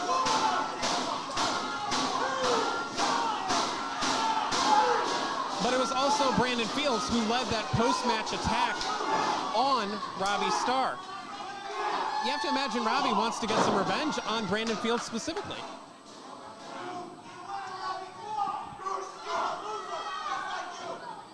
But Fields, beautiful suplex. They call him a professional. Into the cover. 1, 2, and no. He is exactly that. He is a professional. He is a technician. He is one of the most fierce competitors I've ever been in the ring with. So, who's next for you guys? You beat the Boogie Knights earlier tonight. You retired Warhorse. That is my thoughts exactly. We have decimated the entire tag team division. And anyone who wants to step up and take their shot, well, we'll just decimate them as well. Isn't that right, Thomas? All of them. Every last one. That doesn't sound apocalyptic at all. I mean, maybe we'll just take some time off, because who's left? You tell me who's left. Well, oh man. Cheap shot. And now Nick Hahn choking out Robbie Starr. I would imagine that the winners of this matchup, whomever that might be, might want to look your way. And why on earth would they want to do that? What have they proven? And why on earth would they want to stand in the ring with the guiding light and the brute? Have you lost your mind, child? Well, some people like to test themselves against the best. Well, if that's what they would like, we are more than willing, and I will stand there, arms open, hand held out, to give them my new way of thinking in life. Robbie Starr with those shots to the midsection of Alex Mathis, but oh man, just brought back down to the mat with that clubbing blow. Give the Entourage credit, and I know that's hard for me to say. They have worked a very strong game here. They have focused on Robbie Starr, and they have kept him away from Jimmy Shane here in this part of the match. That is Tag Team Wrestling 101, good sir. You isolate and you conquer. But the question becomes, what happens if Jimmy Shane does make that tag? That man seems to have like an 8th or 9th gear. Well, no doubtably, he will do something shameless and dirty and underhanded. So that's what we have to look forward to. But we can all hope and we can all pray that that tag never happens. Robbie Starr trying to get out of that corner. Fields to the second rope. Might have taken too much time. Robbie Starr did not. Big whipping clothesline by the show. Both men down. And maybe now that tag we just alluded to could be on the horizon. Fields trying to drag himself towards Matthews. Starr crawling towards the winner's corner. Make the tag, Brandon. Tag made to Matthews. And here comes... Here we go. Oh, man. Jimmy Shane, a house of fire, just tearing through Alex Matthews. And Fields goes flying as well. Nice double knees in the corner there by No Shame. Jimmy Shane comes off with the double axe smash. This crowd is on fire. Sit out Uranagi. Cover by Jimmy Shane, and it's a 2 counting only. I almost said the champ, it's such a force of habit.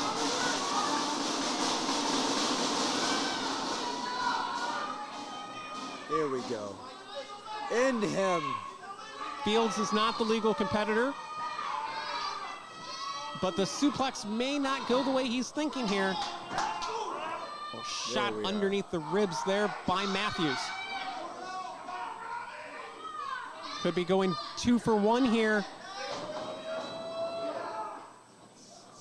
A nice catch by Robbie Starr. And the uppercuts.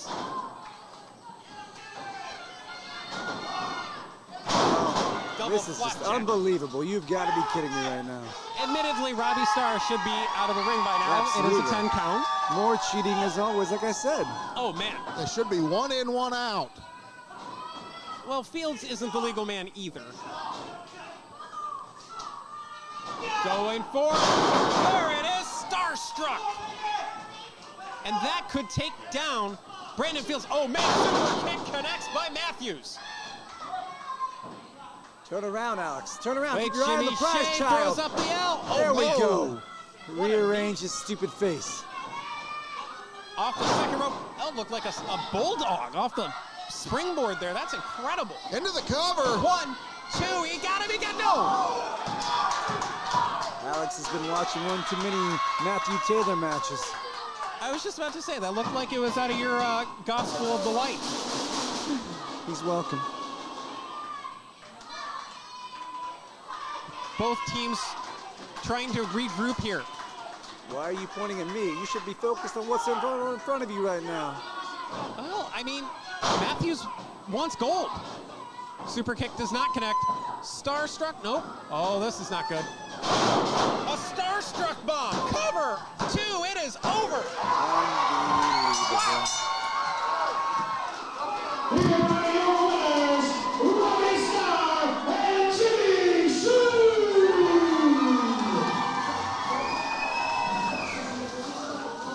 That was amazing. What a match.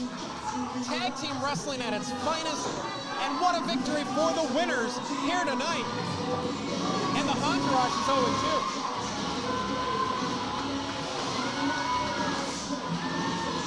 Now, I'm sure Agent Nick On will have some words with his boys later on tonight. What a victory for Jimmy Shane and Robbie Starr. And now Robbie wants a piece of Nick Khan as well. Does this not make you guys sick? These two men are nothing but shameless, self-centered people who want nothing but the spotlight on them. It's pathetic.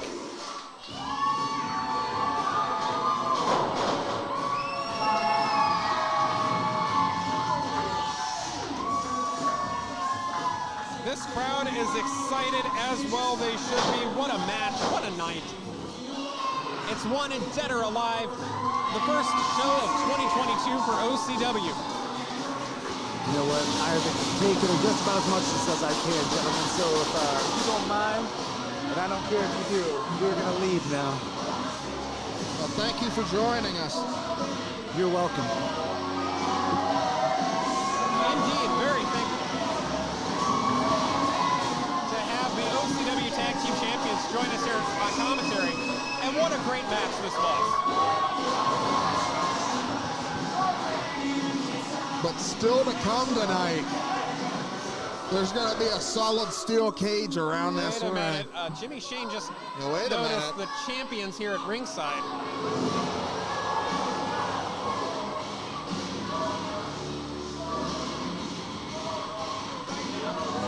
Wait a minute. Robbie Starr and Jimmy Shane are challenging the tag team champions, Matthew Taylor and Lord Thomas the Brute.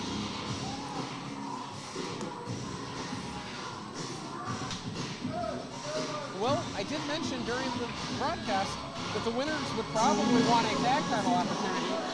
I didn't actually 100% mean literally the winners. If we do get that match, that's going to be a barn burner of a matchup. What a victory.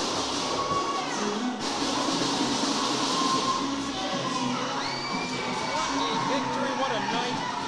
Already, what is it, 2 championship matches we've had, and we still have the OCW Heavyweight Championship matchup to come. Yeah, Thunderbird Jake Ely will defend that title here later on tonight against Poison Apollo Starr. And of course, the steel cage match. Ron Mathis, Derek Dillinger, one-on-one. Only one way in and only one way out. Are you guys ready for another championship matchup here tonight? The following singles contest is scheduled for one fall in before the OCW Heavyweight Championship.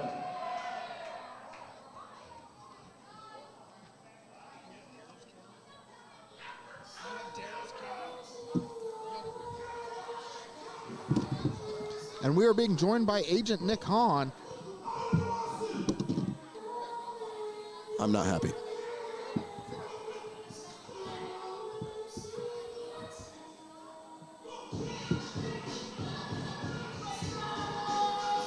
Introducing first the challenger. He weighs in at 210 pounds. Wrestling out of Buffalo, New York, by way of the Rage Dojo.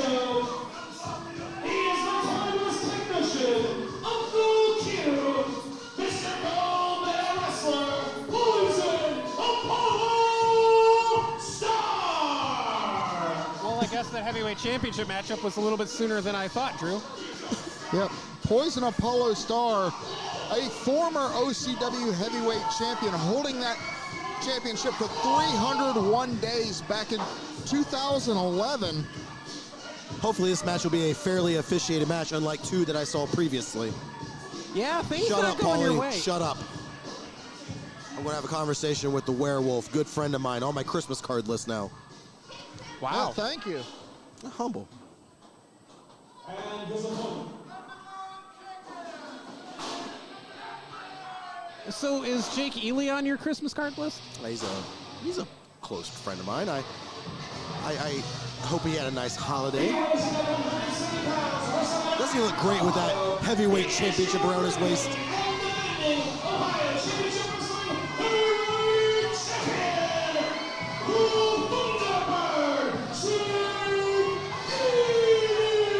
Thunderbird Jake Ely, the OCW heavyweight champion for 49 days, winning that championship back at Thanksgiving Special. In a controversial fashion. How so? Well, you got up from commentary, you handed him the weight that he put on his boot, and then he thunder kicked the champion in the face. That's not how I remember it. That's certainly not how Jimmy Shane remembers it. He doesn't remember anything. I don't think he remembers that. Also, I wanted to point out, with that victory at Thanksgiving Special, that made Thunderbird Jake Ely the 3rd Triple Crown winner here in OCW, joining Caden Assad and current tag team champion, the Guiding Light Matthew Taylor. It also made him the youngest Triple Crown champion in OCW history. Probably the best looking as well. I think you could make an argument that Jimmy Shane is pretty good looking, even Matthew Taylor, but that will digress Is from. Jimmy Shane a Triple Crown winner, you moron? You are. He is as dumb as he looks, isn't he? Yeah. The OCW Heavyweight Championship is on the line. You notice how he changed the subject when he's wrong? Yeah. It's multiple times tonight. Yeah. He's stupid. And you hear a lot of wrestlers talk about the first defense being so important in a championship reign. Well, this is going to be a huge test for him, going against a veteran like Poison Apollo Starr, a man who has traveled all over the country, just a well-rounded opponent too. Like, he is well-versed in all styles of professional wrestling, and this is going to be a really tough test for Jake, a man he's never worked with before. Calls himself the timeless technician, does Apollo Starr, and I'm very eager to see what he can do here, especially 2011. How long ago do you remember back, just thinking of all the things you did in 2011? I can remember everything. I did everything with humility. I wouldn't have it any other way. For those of you not aware, we're being joined on commentary. I need no introduction, but if the Werewolf wants to give me one, you're not going to give me one. Yeah, we are being joined by the agent Nick Hahn, who's 0 for 2 tonight. Jock Samson won that first hey. match. The referee came in to reverse the decision. The referee did not reverse the decision. That's He not how I remember it. threw down your This arm. match is probably to set up who's going to be defending against Jock Samson the next time OCW's in action. Or Ryan Michaels after that big victory. Side he headlock doesn't there. get it, does he? I'm really starting to get upset. Ely has control here. But a nice back trip by Apollo Starr. Calls himself Mr. Mo Betta Wrestler. Oh, he is the king of headlocks. I've seen the crown. I have no doubt that Jake Ely has a crown. Ely sizing up Apollo Starr. Gives up about 4 or 5 inches in height, it looks like, to Apollo. Giving up 40 pounds, actually, to Apollo Starr is Ely. Can you imagine if the Thunder era ends before it even begins, basically? It has began. How many days has it been, Drew? 49 days as the OCW heavyweight Can champion. Paulie go 5 minutes without sounding stupid?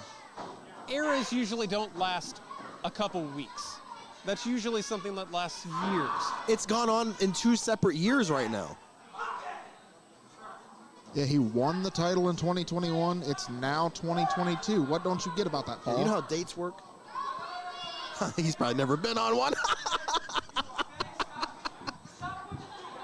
While the fraternity hazing continues to the right of me, it looks like Apollo Starr is trying to shift his weight. Oh, what a drop kick! And that's the kind of innovative offense that Jake Ely is going to have to deal with here. I'm sure he's done a lot of film work. He's not the kind of guy that just slouches around, flies around, if you will. Yeah, because he's a Thunderbird. Caw, yeah. Did you get it? I got it. Yeah. Okay, don't make me explain all this stuff to you. It makes you sound dumb. Has the hammerlock trying to maintain wrist control is Ely. Jake just clubbed him in the back of the head. Apollo dances him out of it into a side headlock on the ground there.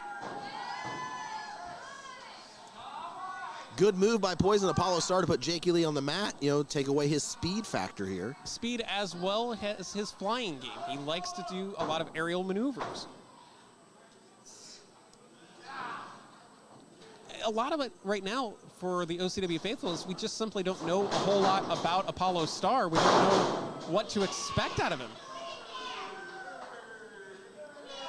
This dancing is really starting to get on my nerves. He's got some moves.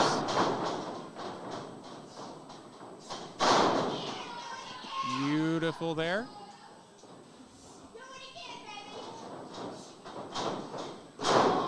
Ouch. I think he caught him in the midsection. Nice leg sweep and then stomping that foot straight into, looks like the back of the neck maybe there. Well, the thing is, this dancing's all well and good, but he's got to get it done in the ring. Hey, we've seen wrestlers cover 1, 2, and no. We've seen wrestlers who will dance and shuck and jive and let loose a little bit, but when it gets down to in the ring doing what you do, they prove that they can do it. And Apollo Starr's been doing it in, since 2011 at the very least. So he's not some fly-by-night guy. This guy's been around the world. If he wants to dance, go for it. It's clearly worked for him. Oh, he's starting to feel thunderous. Thunder splash. Is that everything has to be thunder now? Yes. Got caught in the thunder corner.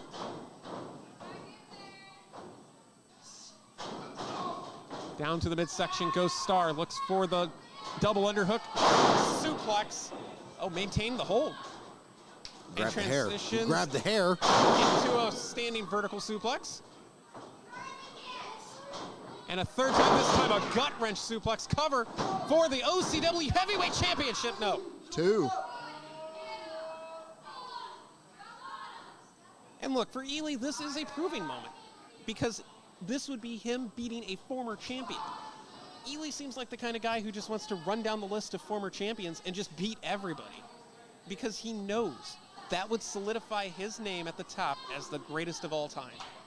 Whoa. Whoa. Whoa. The GOAT is Jock Samson. All right. I expect a written apology by the end of the week. And it's Saturday. Well, I got my work cut out for me, I guess. You got a few hours there. Well, Jake Ely raking the eyes of Apollo Starr, not unusual for Jake Ely. To do what? To use an illegal maneuver. To like have an effective offensive strategy? That's not a legal maneuver. Oh, but That is.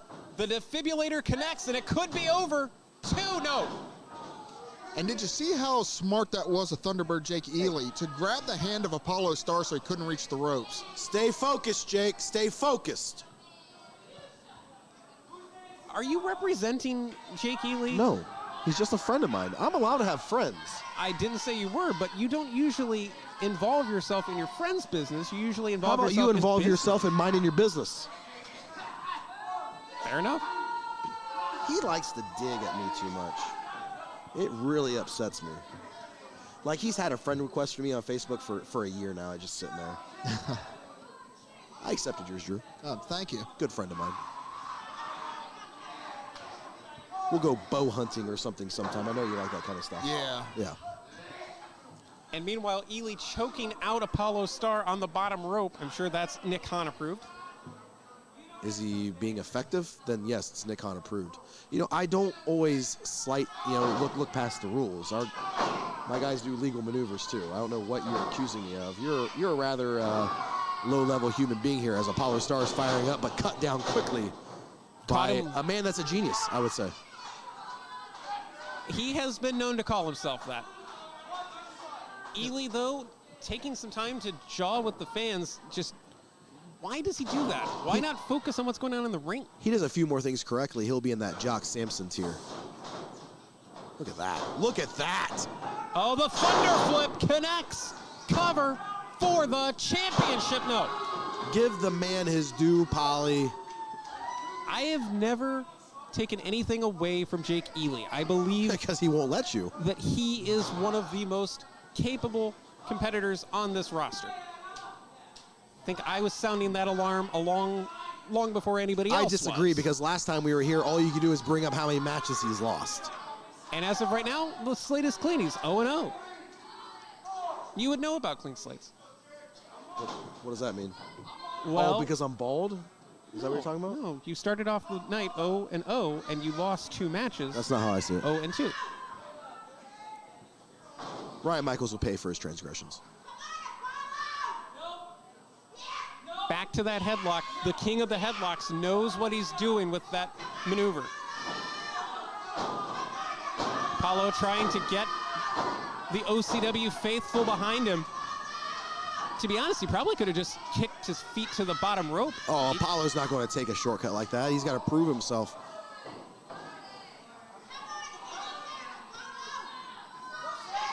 Oh, Jake measured him here. Oh, wow. Thunderous chop there. Like a thunderbolt.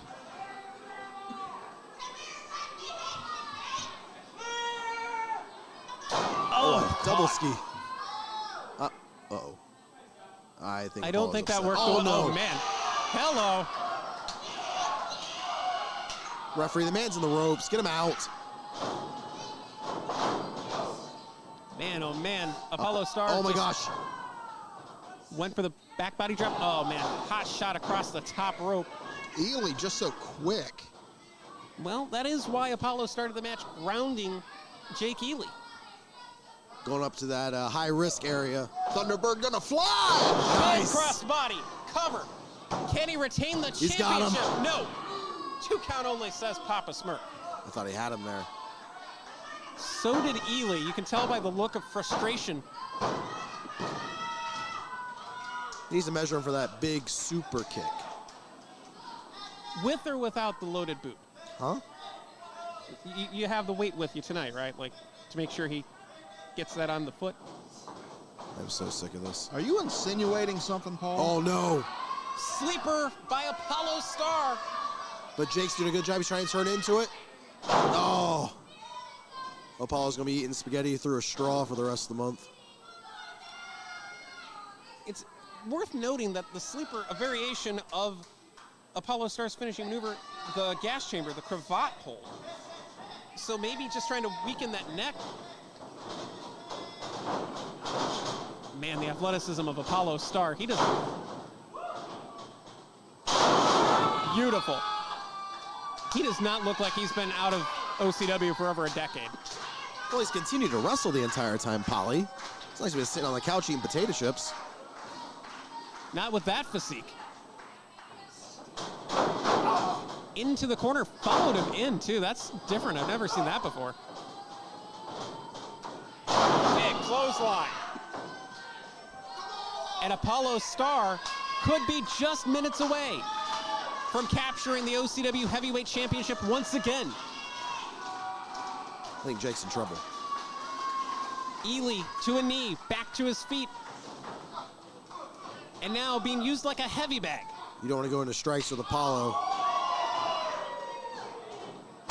Beautiful swinging neck breaker by Starr. Cover. Does he have enough? Hooks the far leg and no. Only a 2 count. Jake barely getting that left shoulder off the mat before the count of 3 came down. Papa Smurf was right there on the call, our senior official. Senior citizen. I'm just glad he made it back safely after you and Jock Samson chased him out of the building earlier. Huh? You chased him around the ring and then We're back. just doing a jogging exercise. Holy crap. Wow, what a maneuver there.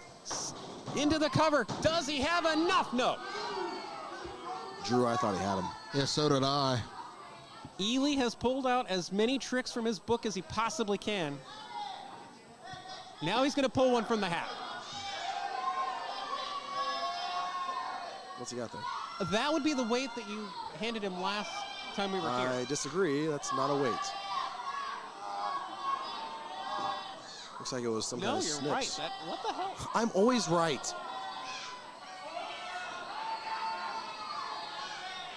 It's normally the weight that he has in that hat. Tonight, it looks like it might have been a razor blade. Because he exposed the It was top wire turnbuckle. cutters. My God, man. Either way, there is a weapon exposed. There is steel exposed in the corner, and that is not good for champion or challenger. And here goes Starr into the corner. Hard into the corner. That should be a backfire. disqualification. And now Ely in trouble. Starr is lighting up. This is ridiculous. Ely. Apollo using some kind of illegal object to create an advantage here. This is ridiculous. The illegal object was created by the champion. That's not how I remember it. To the top rope they go. What is going through the mind of Apollo Starr? Oh man! Off that exposed buckle. Oh, what a powerbomb. Stacked. Oh, and he got his feet on the And he rope. got Come him. on. What a win. What a win by Jake Ely. The Thundera will continue. And it looks like it has no signs of slowing down. Here is your winner, and still OCW Heavyweight Champion, Jake Ely.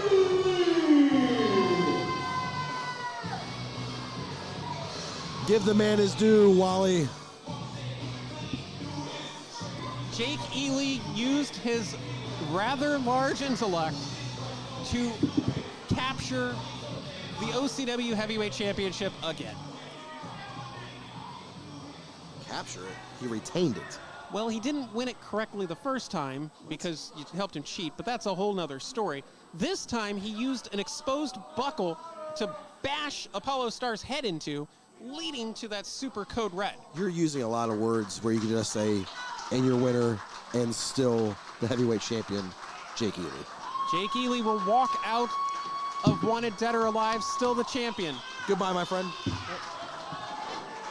Thank you for joining us, Nick.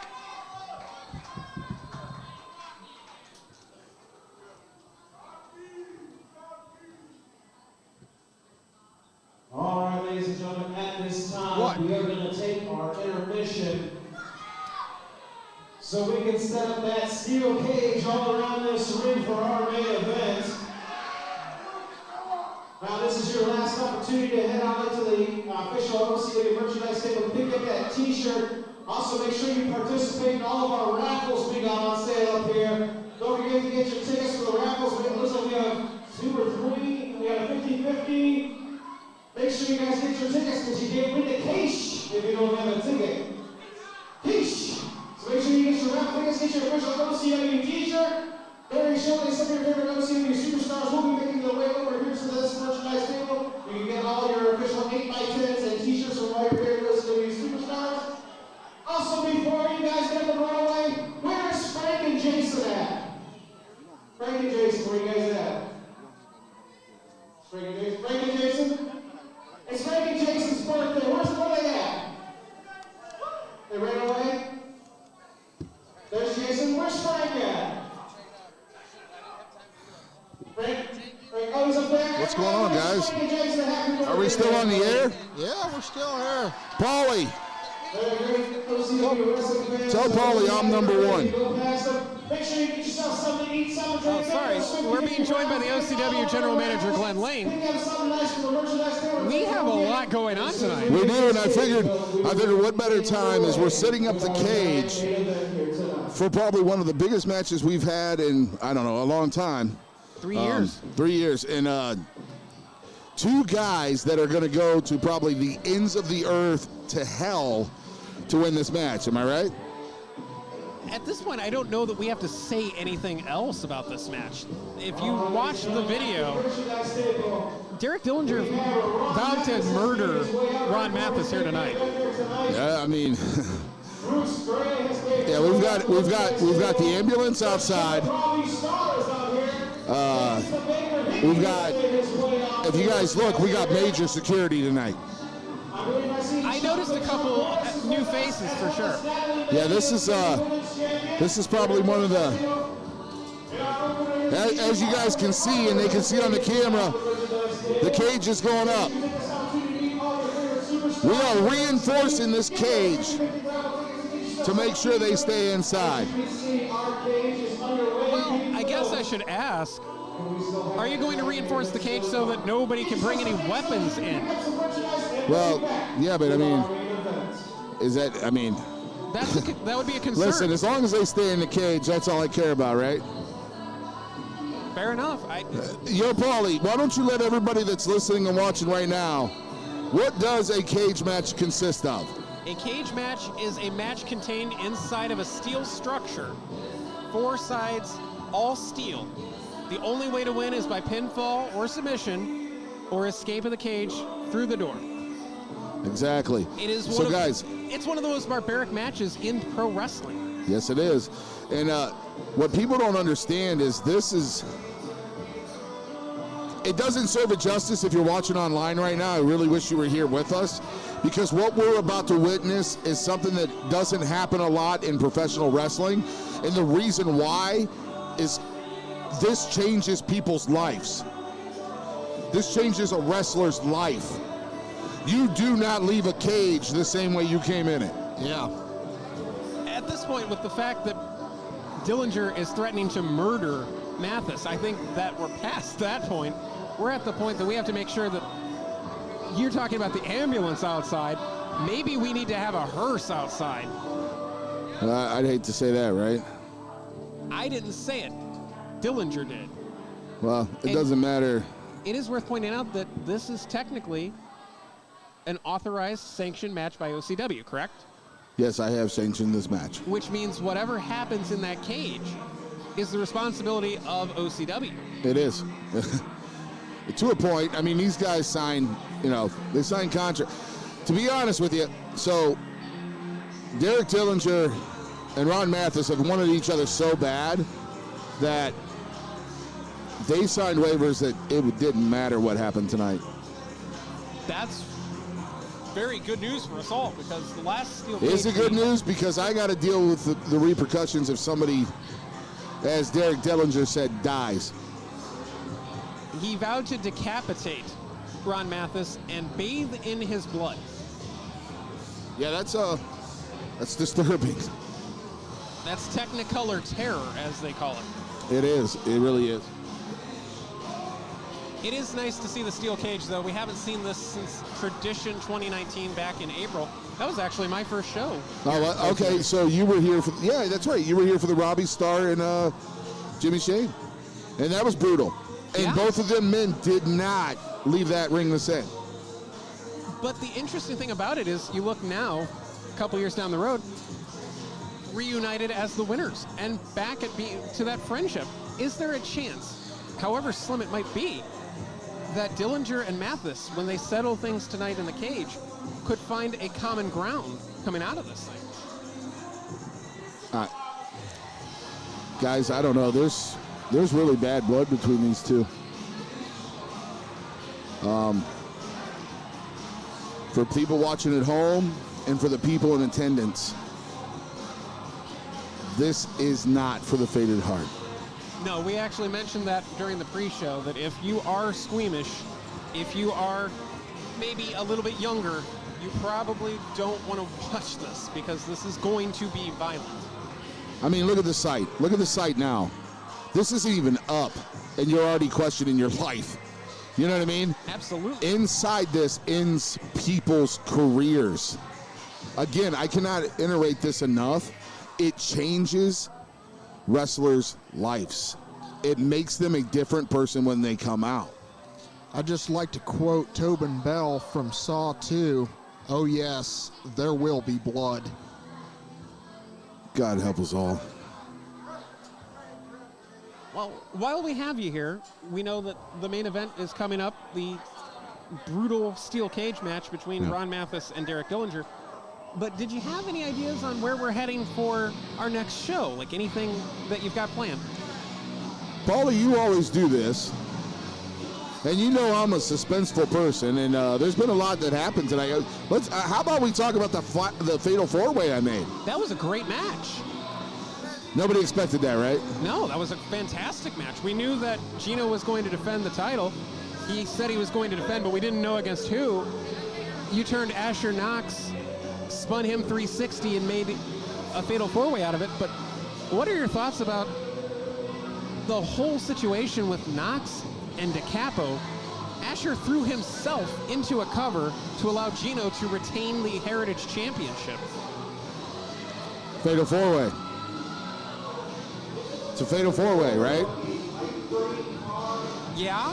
I mean, I don't know. It's a fatal four-way. But how many times have you ever watched a wrestling match? Not even just OCW, but in general, because let's be honest here, we're all wrestling fans at the end of the day. Well, sure. When have you ever seen an opponent pull the champion into the cover themselves and sacrifice themselves for a pin? That was a little odd, wasn't it? Like, that doesn't make sense to me. Why Gino would do that? Well, why Asher would do why that. Asher would? Maybe he's got a lot of respect for Gino. He's just being a good friend, Paul. Well, I was talking with Natalie when she was with us on commentary, and we were both kind of in agreement here. If Knox had gone for the cover on DeCapo off that DDT by Gray, there's a very good chance that Asher Knox would be the Heritage Champion right now. Loyalty goes a long way, don't it? That is fair. I mean, let's be honest. Loyalty goes a long way.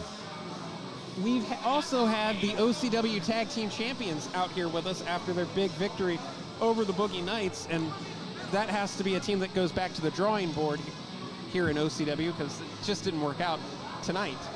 It didn't work out tonight. I got a lot of stuff to sit down and go over. I mean, and look at, right? Well, one of the things that I was going to point out is that the winners, No Shame Jimmy Shane, the show Robbie Starr, victorious over the Entourage, and they were very aggressively gesturing towards the tag team champions who had joined us here on commentary. Are you looking towards a possible Jimmy Shane, Matthew Taylor match via this tag team option? I mean, we could. I mean, they were pretty impressive. I mean, were they not? It was one of the better tag team matches I think I've ever seen. I mean, you got to remember they've got chemistry already, right? They did that for a lot of years. Since 2012. Went their separate ways, and they could be a force to reckon with in the future. And then, of course, Jake Ely using nefarious means again to this time retain the OCW Heavyweight Championship. Oh, did he really? I didn't look and see it. He exposed the top turnbuckle and then smashed Apollo Starr's face into it. After Apollo sent him into the buckle first. Now that is what we call turnabout's fair play. Yeah, it's fair play. I mean, what else do you call it? Have you considered maybe having the officials check the hat? Because it seems like every time something nefarious is going to happen with Jake Ely, he goes to the hat. Glorious hat? I don't know. Am I supposed to check the hat? I didn't know I was supposed to check hats. Maybe we need to get somebody to check the hat because the Thunder Heavyweight Champion keeps kind of snaking by. Yeah. Yeah, I mean, I have to look at film. I didn't, like you said, it's kind of fair play, right? But there was a little bit of good news, at least for you. What's the good news, Paulie? The Entourage is 0-2 in 2022. We thought they won the war at Thanksgiving Special, but they came out the gates here in 2022. Everything resets. 0-2. No comment. Do you think that Nick Hahn's going to regroup in some way, shape, or form? Like, what are you expecting from him? It's Nick Hahn. I mean, he's like a bad rash. He don't go away, right? I can see him from where we're sitting right now, and yeah. He is pimple on prom night, that's for sure. That's pimple. I like that. Pimple on prom. Easy, fellas. Oh, yeah, Drew. Would you like to defend Nick Hahn, your Christmas card buddy? This is relatively simple. They're going to regroup and come back stronger at the next show. Interesting, because it's worth pointing out Alex Matthews took the loss tonight in the tag team matchup. He was benched at Thanksgiving Special. Maybe Alex Matthews is the weak link. Well, he's just going to have to reevaluate everything. Or maybe and come back with a better game plan. Maybe the best thing for Alex Matthews, the All-American male, is to separate from Nick Hahn, strike out on his own. I think he's got the talent to do it.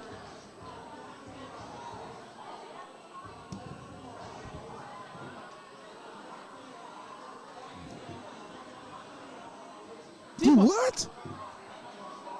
I did want to ask you about the OCW Women's Champion, Natalie May, though. Natalie May. Yeah. She came out here, and she essentially laid down the gauntlet to Eden Von England. Yeah, she did, didn't she? She did. Any thoughts there? Yeah. We'll get that one. We'll get to that one. It wasn't right what she did.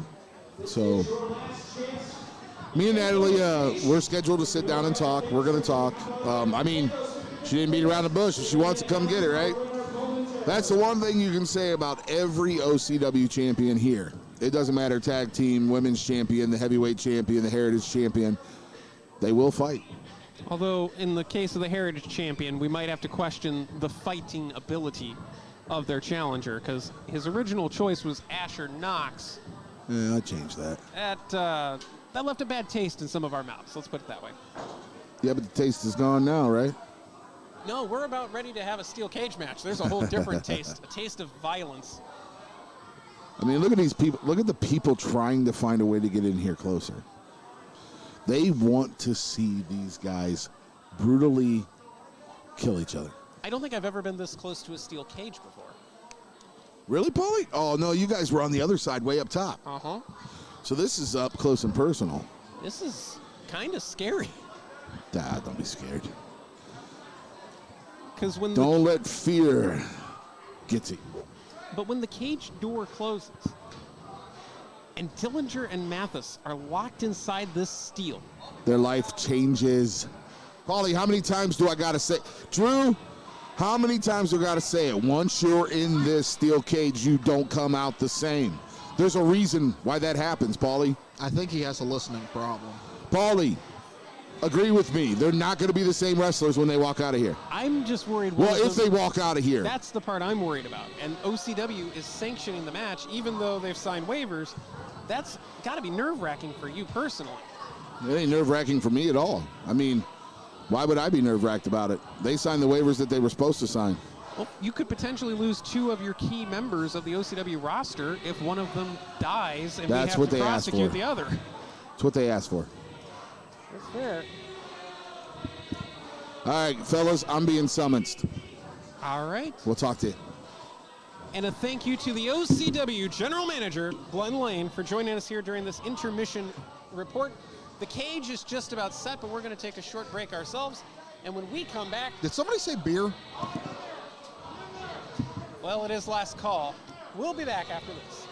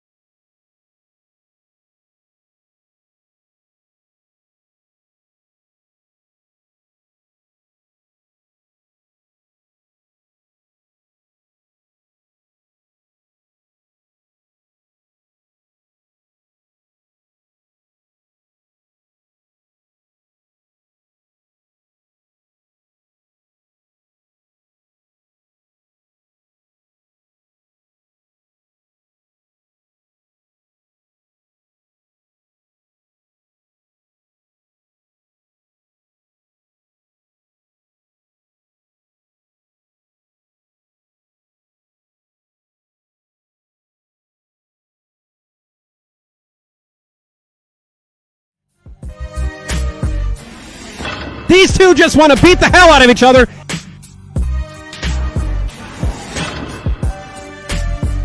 Wait a minute, no! My God in heaven! Oh my God, he's dousing the man in gasoline! I tried to light him on fire. Put a direct all the violence. The stakes have been raised. Mathis and Dillinger will settle things once and for all in the confines of a solid steel cage. It's ready for the bloodbath. You're wanted dead or alive.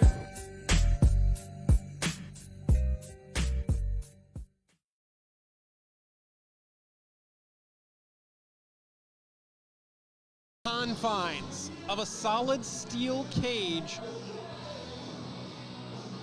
loom ominously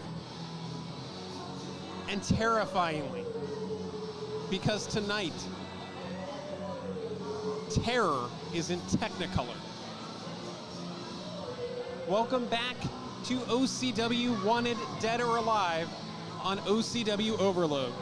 Paul here alongside, just getting back from the beer stand, Drew the Werewolf Starner. As always. Yes, you do put away some beer. Yeah. Drew, all jokes aside, this is real. Yeah, this is going to be brutal. I've never been this close to the cage in my life. I mean, we are actually sitting in the shadow of this cage. It's just, it reaches to the heavens. And I just heard the door slam, and I'm telling you, that wasn't like a regular door closing. That was the sound of the gates of hell slamming shut. And I don't know if you can see it from our angle here on the broadcast. There are weapons everywhere. Yeah. There's a steel chair in every corner. I'm pretty sure I saw like some wire cutters or something. There's a plastic tote with God knows what is in that. This thing,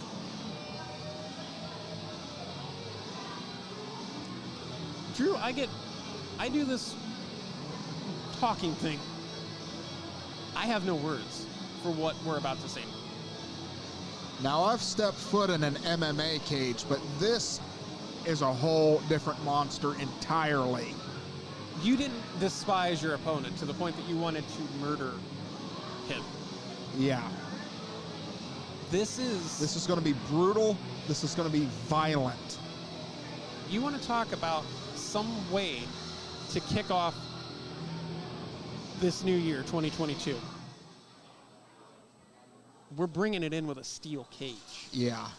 And all right, ladies and gentlemen, we are 5 minutes away from the giant steel cage main event. This thing is just terrifying. And very shortly it will be time for your Ohio Championship Wrestling Wanted Dead or Alive main event of the evening. And just looking at this thing, Drew, we're all very excited here at OCW. We love great wrestling action. Yeah. This is not going to be a wrestling match. This is going to be a brutal fight. Somebody is going to get hurt inside this cage. And hurt badly. And with everything that Dillinger has attempted to do to Mathis, man, you know what they say about payback? And this could be the ultimate payback. Yeah. And we will do our best to call the action as unbiased as we possibly can, because I don't think there's going to be a winner or a loser tonight, Drew. I think there's going to be a survivor. Maybe. One person might survive. I don't know what more to tell you about a steel cage like this. This thing, it's... You've seen these on TV all the time. Other promotions will trot them out like candy to pop a rating. That's not what this is about. This is about pure, unbridled hatred. Ron Mathis and Derek Dillinger despise the ground the other walks on. And I don't know if the cage is going to be able to contain them. Yeah, we have extra security in the building. This is the first time that Mathis and Dillinger have been in the same building since the initial verdict came down from OCW management. And there's one thing that OCW prides itself on. Ohio Championship Wrestling is a safe area for our fans, for our everybody here. Be you fan, friend, foe, competitor, what have you. I don't know if I feel safe right now.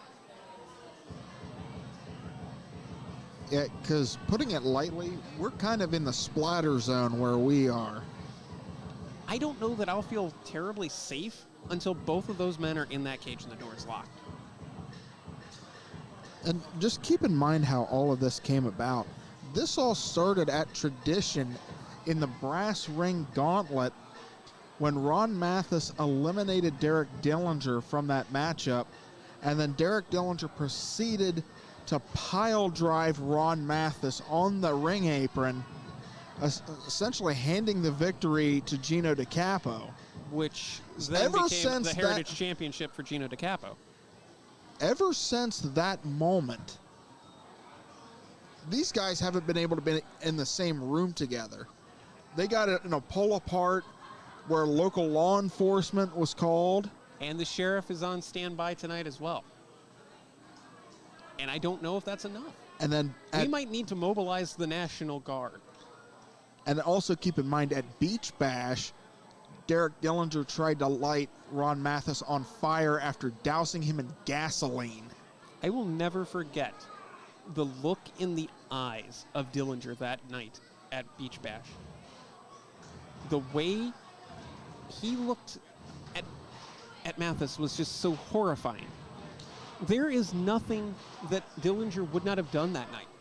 And now he's got free reign. Go do it. Well, also keep in mind, he was screaming, "Someone get me a lighter." And that's a scary thought. Had Derek Dillinger had a lighter, he may have succeeded. Had Derek Dillinger had 2 sticks, he would have succeeded. He doused that man, Ron Mathis, in gasoline. And now, may God have mercy on their souls. From the Chapparell Center in Akron, Ohio, it is time for your Ohio Championship Wrestling Wanted Dead or Alive main event of the evening. It is a steel cage match.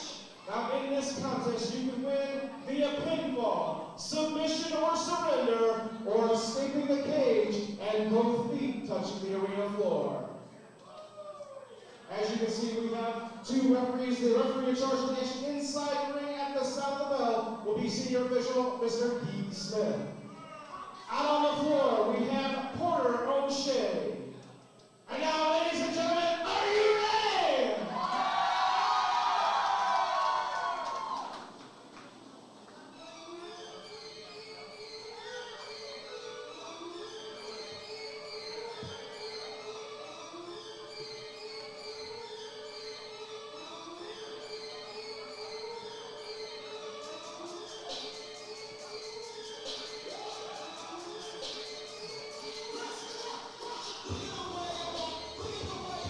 There is a lot of commotion. There's a lot of chaos.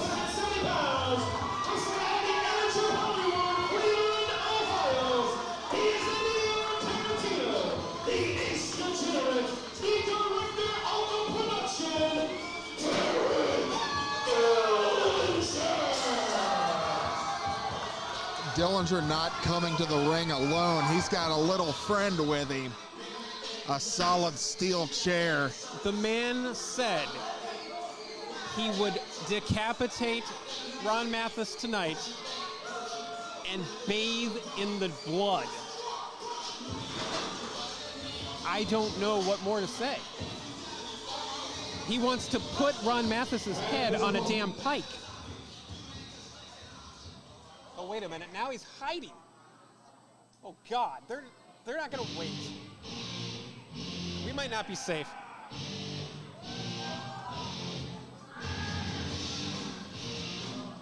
Mathis is not aware. Oh! Damn! And they're not going to wait to get this in the cage. From behind, a sneak attack with the steel chair. Oh, God, they're coming around the cage. This match is not. Oh, God, a suplex on the floor. Jesus. Dillinger is dangerous. If you've seen him anywhere, you know what Derek Dillinger is capable of. And Dillinger grabbing a table. He wants to be known as the hardcore wrestler of Ohio, possibly the world. But he's starting small. Oh, no. Now a table has come out. Wait, dousing a man in gasoline, you consider that small? I'm just saying the localization. Most people want to be the best in the world. Dillinger wants to be the best in Ohio right now. And he believes that Ron Mathis is the best in Ohio. Oh my God, the security just got dropped. And driven into the cage. That man's got a family, Drew. And he's being graded across the... God.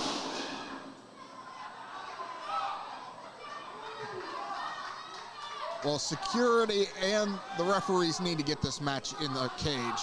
Oh, no, now what? Off the table goes that security guard. Mathis fires back. And again. This is not a match, at least not yet. Lord help us if they get into the cage. Yeah, we are not officially underway here. Oh, what an uppercut by Mathis. Dillinger trying to escape into the cage. Dillinger's in. If we get Mathis in, we can start this thing. They're in. The and bell. We are officially underway with this steel cage match. The door is locked. And may God have mercy on their souls. Mathis.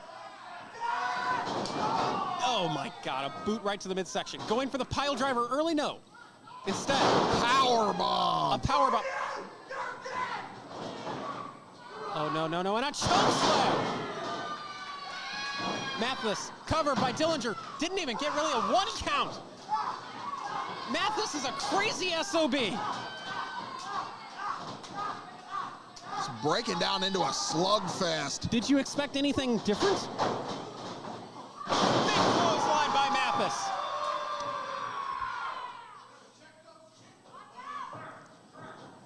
Oh, what a shot from Mathis there. Right across the jaw. And a chop echoes throughout the arena. And you know that neither one of those men care about that door. Dillinger could leave right now. But he wants to inflict punishment. Oh man, the top turnbuckle came down again.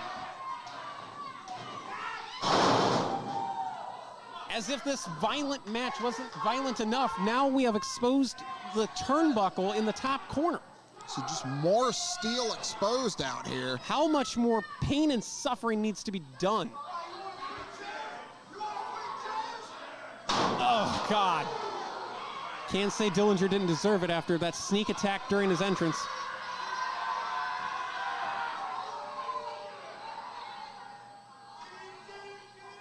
Oh, look at that spine. That's the kind of thing that cripples a man, Drew. Yeah, because that's just solid steel right across your spine. That cage might bend a little, but it damn well ain't gonna break. Won't be for a lack of trying, though. That is fair. That is a fair statement.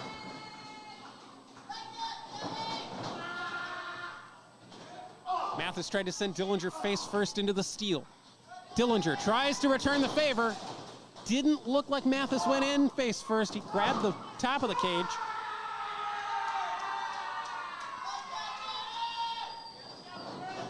Oh, that time Mathis blocked the cage wall with his face. And we apologize in advance once again. This could get graphic. No! Right Dear across the God! skull.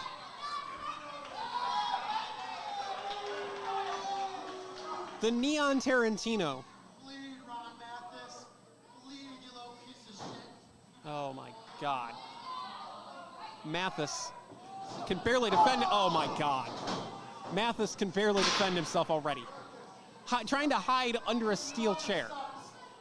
Mathis is trying to find safety under a steel chair. What is wrong with him?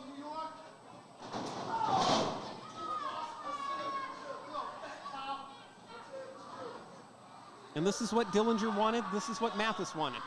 As we heard from OCW General Manager Glenn Lane, while OCW has sanctioned this match, waivers were signed by both parties. Essentially hold harmless releases. And that means we don't know what's going to happen in there. And I think Mathis might be busted open. I couldn't get a good look at him.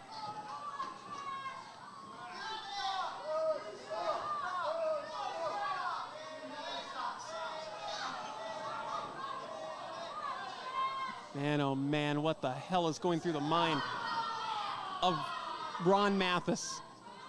What's going through the mind of Derek Dillinger? And yeah, that is definitely some blood there, Drew. Oh my God, it's dripping. Oh God, like a torpedo coming off the ropes.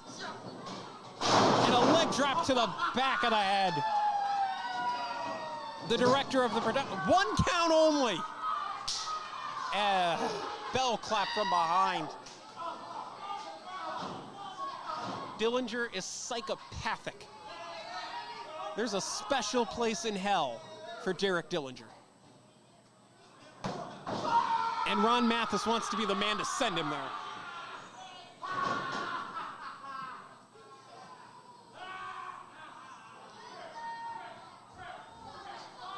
Keep in mind, the only way to win this contest, pinfall, submission, or escape the cage. And just think of what it's going to take to get us to that point. Both men have been near that cage door. Neither one of them have called for the escape.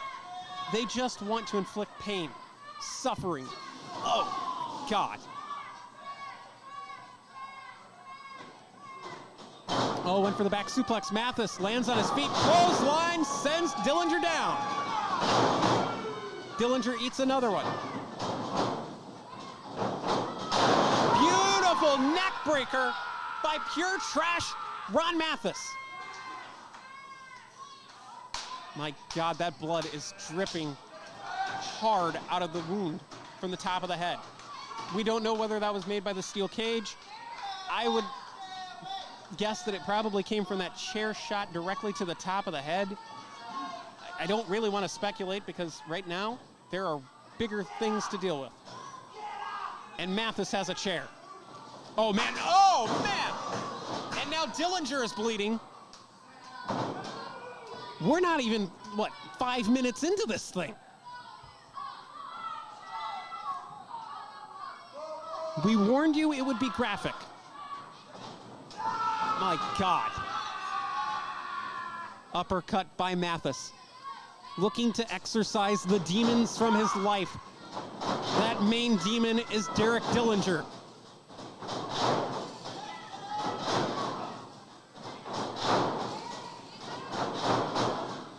Mathis is like a damn freight train.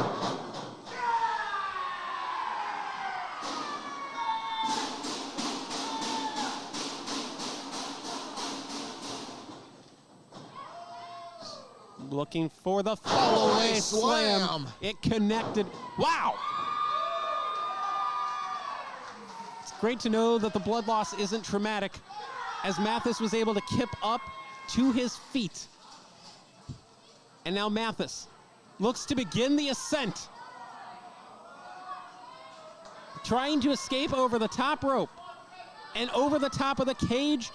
Both feet must hit the arena floor to win. Or, of course, pinfall or submission. And unfortunately for Mathis, he took too much time, and Dillinger makes him pay.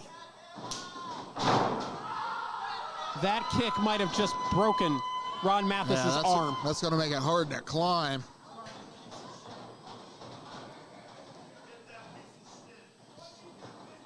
Oh, God. The cage used as a weapon again. The damaged arm into the steel. Yeah, keep in mind, there's barbs on that steel, on that cage. Anybody who's ever been around a steel fence knows how dangerous these things are, because they're not just straight steel. You have to connect these things, and unfortunately, some welders aren't better than others. Oh, no!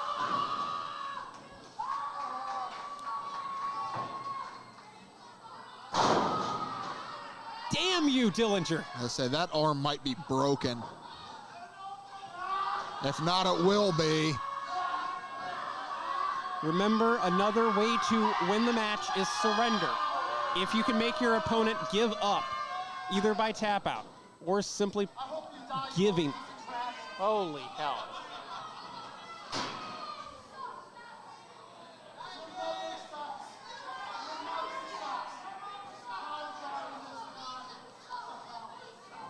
This is the most uncomfortable thing I think I've ever seen, Drew. Dillinger calling for the pile driver. Oh my God. Mathis is just dead weight. He's lost blood. His arm might be broken. Oh, God! Pile driver. Dead center of the ring. Mathis is a corpse.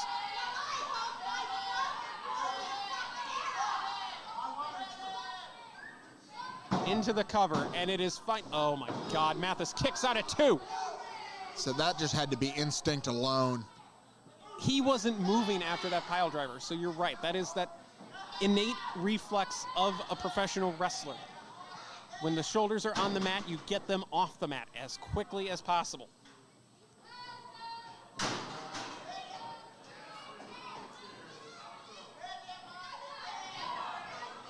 And now a pile of steel forming in the ring.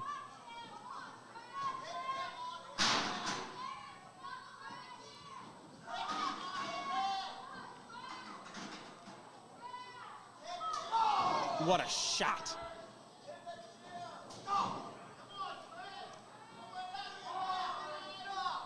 Dillinger is possessed and will not stop until Ron Mathis no longer exists. Oh my God, what the hell is this? And to be honest, we might say that a lot tonight. But notice Mathis use that injured arm. It immediately caused him to... Now he's using the other arm. He's using the right arm. The left arm is the one that got attacked initially.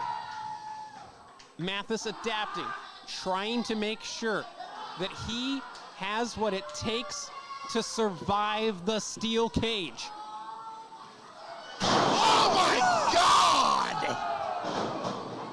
A superplex onto that pile of steel chairs. Mathis appears to be having a seizure. Both men convulsing in the middle of the ring. And you've seen steel chairs before. They're not perfectly flat, ladies and gentlemen. There are edges to those that you can land on that can cut you and cut you back. Oh, they're perfectly flat now. This is just Mathis and Dillinger back to their feet in the corners like prize fighters. Oh, God, back in the steel. But both men right back to their feet. I don't know if either one of these men have all their brain cells in their body right now. Yeah, there is no quit in either of these two men. They are standing on a pile of steel chairs, slapping the hell out of each other. The slaps have turned to forearms.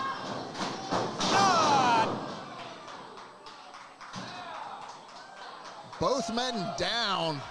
Center of the ring is Mathis on a pile of steel.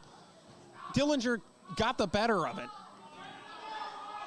But I also want to point out, Derek Dillinger has thumbtacks in the bottom of his boots. He calls that his trophies from his victims across the country. Are both men going to surrender? Are both men going to be unable to continue the cage? Referees count up to 8.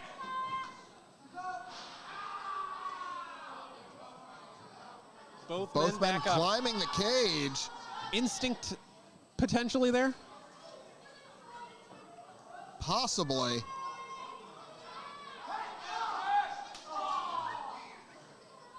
Oh my God. What is going through the maniacal? Oh my God!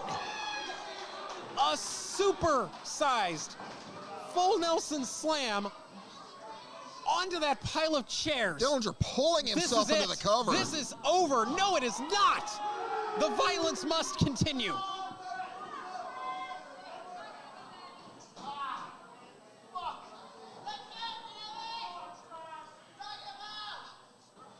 Dillinger looked like he was calling for the door. Yep, Dillinger calling for the door to be opened. Oh hell, the whole damn door fell off.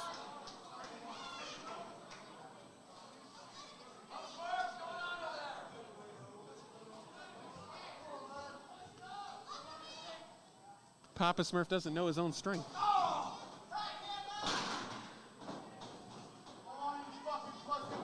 Oh! Jesus. There is no conscience or soul inside of Derek Dillinger. That is a vile, detestable man. I don't want to call him human because I'm pretty sure he's from the seventh circle of hell. Dillinger opting to climb the cage.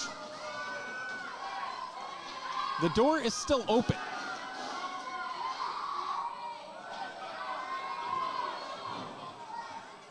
Dillinger is at the top of the cage. Dillinger is at the top of the cage. He just has to get his other leg over. Dillinger is holding on to the rafters of the building. For the love of God, he might literally tear the roof off this place.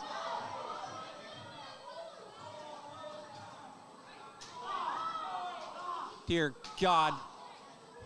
Oh God. Dillinger. Mathis is on the other side. Dillinger's on the other side. Who's going to drop?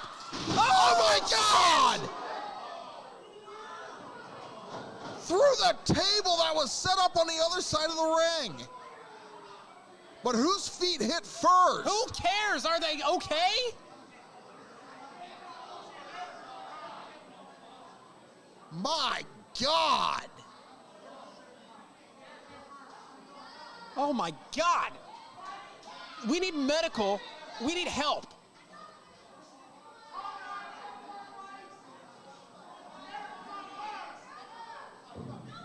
Both men. Ladies and gentlemen, I have been informed by both Mr. Keith Smith and Porter O'Shea that both men's feet hit the floor at the same time. Therefore, this contest is a draw. That's the least of our worries right now. We need to make sure that Ron Mathis and Derek Dillinger are healthy. Here comes the OCW general manager. What in the hell is he thinking? No way, no. This is not how OCW works. No way. You two have fought and fought.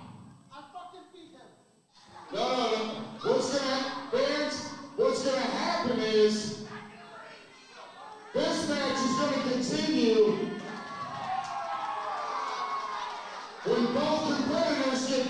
entering the ring. Oh my God. We're restarting the violence. This just We took, this tonight.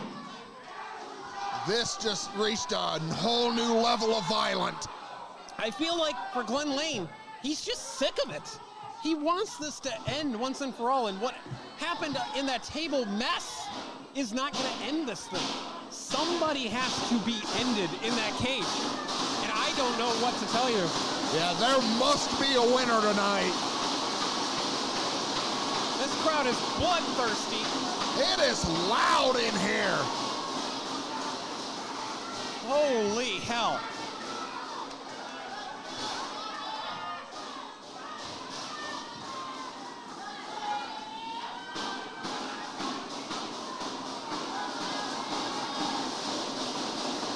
As the director might say, Act 1 has completed. Oh, damn it! Ring the bell.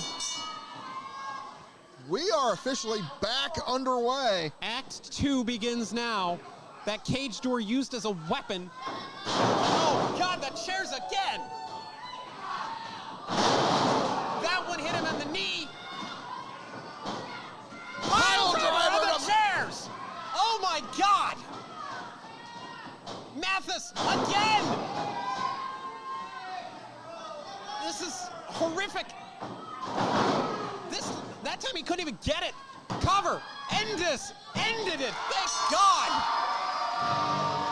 Ladies and gentlemen, here is your pure trash, Ron Mathis.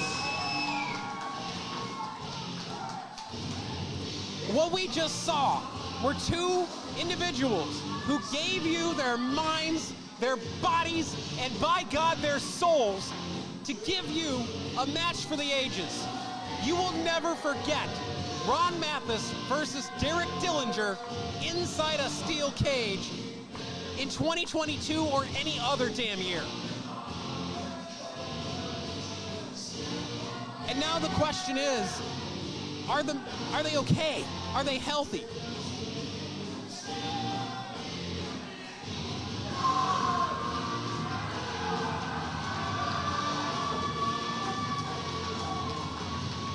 And I can see his friend Bruce Gray out here. Bruce is clapping along after what was, honest to God, I've never seen anything like that in my life.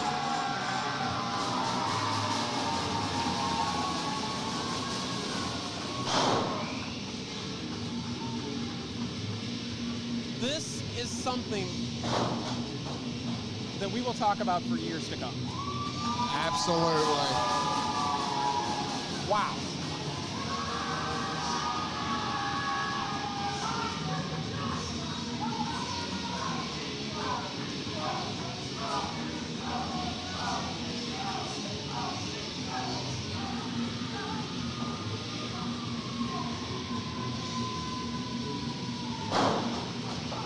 Three pile drivers, Drew. Yeah. What more do you say to that?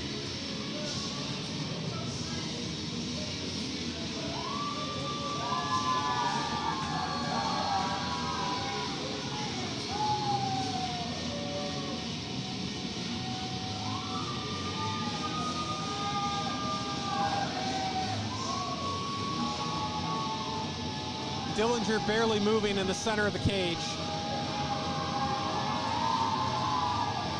Our congratulations to Pure Trash Ron Mathis.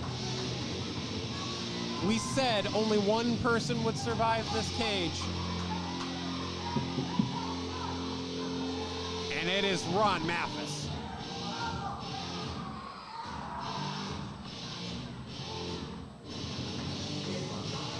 And Mathis is celebrating in the crowd. Yeah. Thanking the OCW faithful for standing with him, believing in him. And now, for Mathis, he can look ahead to 2022's actuality. What's next for Mathis? Could it be a championship opportunity? Could it be just a one-on-one matchup just to feel something other than this pure, unadulterated hatred that he's had for Dillinger this whole time.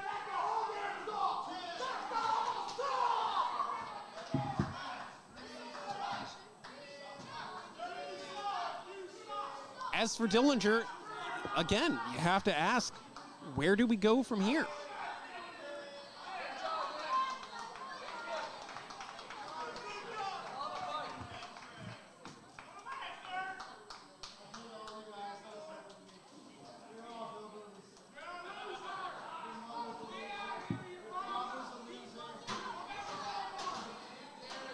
Dillinger finally out of the cage.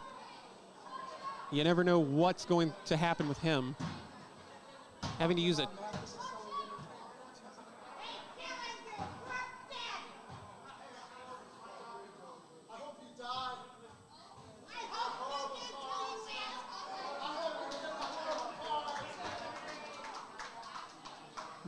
Dillinger does not make friends.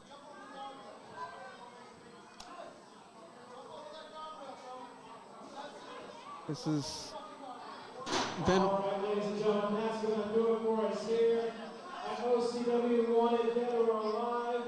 We'd like to invite everybody right back here on February the 5th for Winter Games. Don't forget, it is extremely icy and dangerous outside.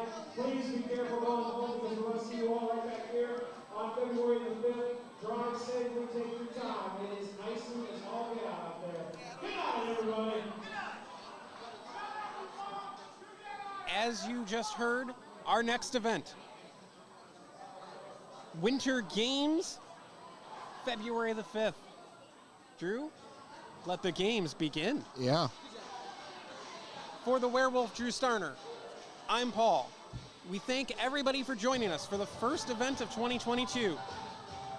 It was Wanted, Dead, or Alive. Good night.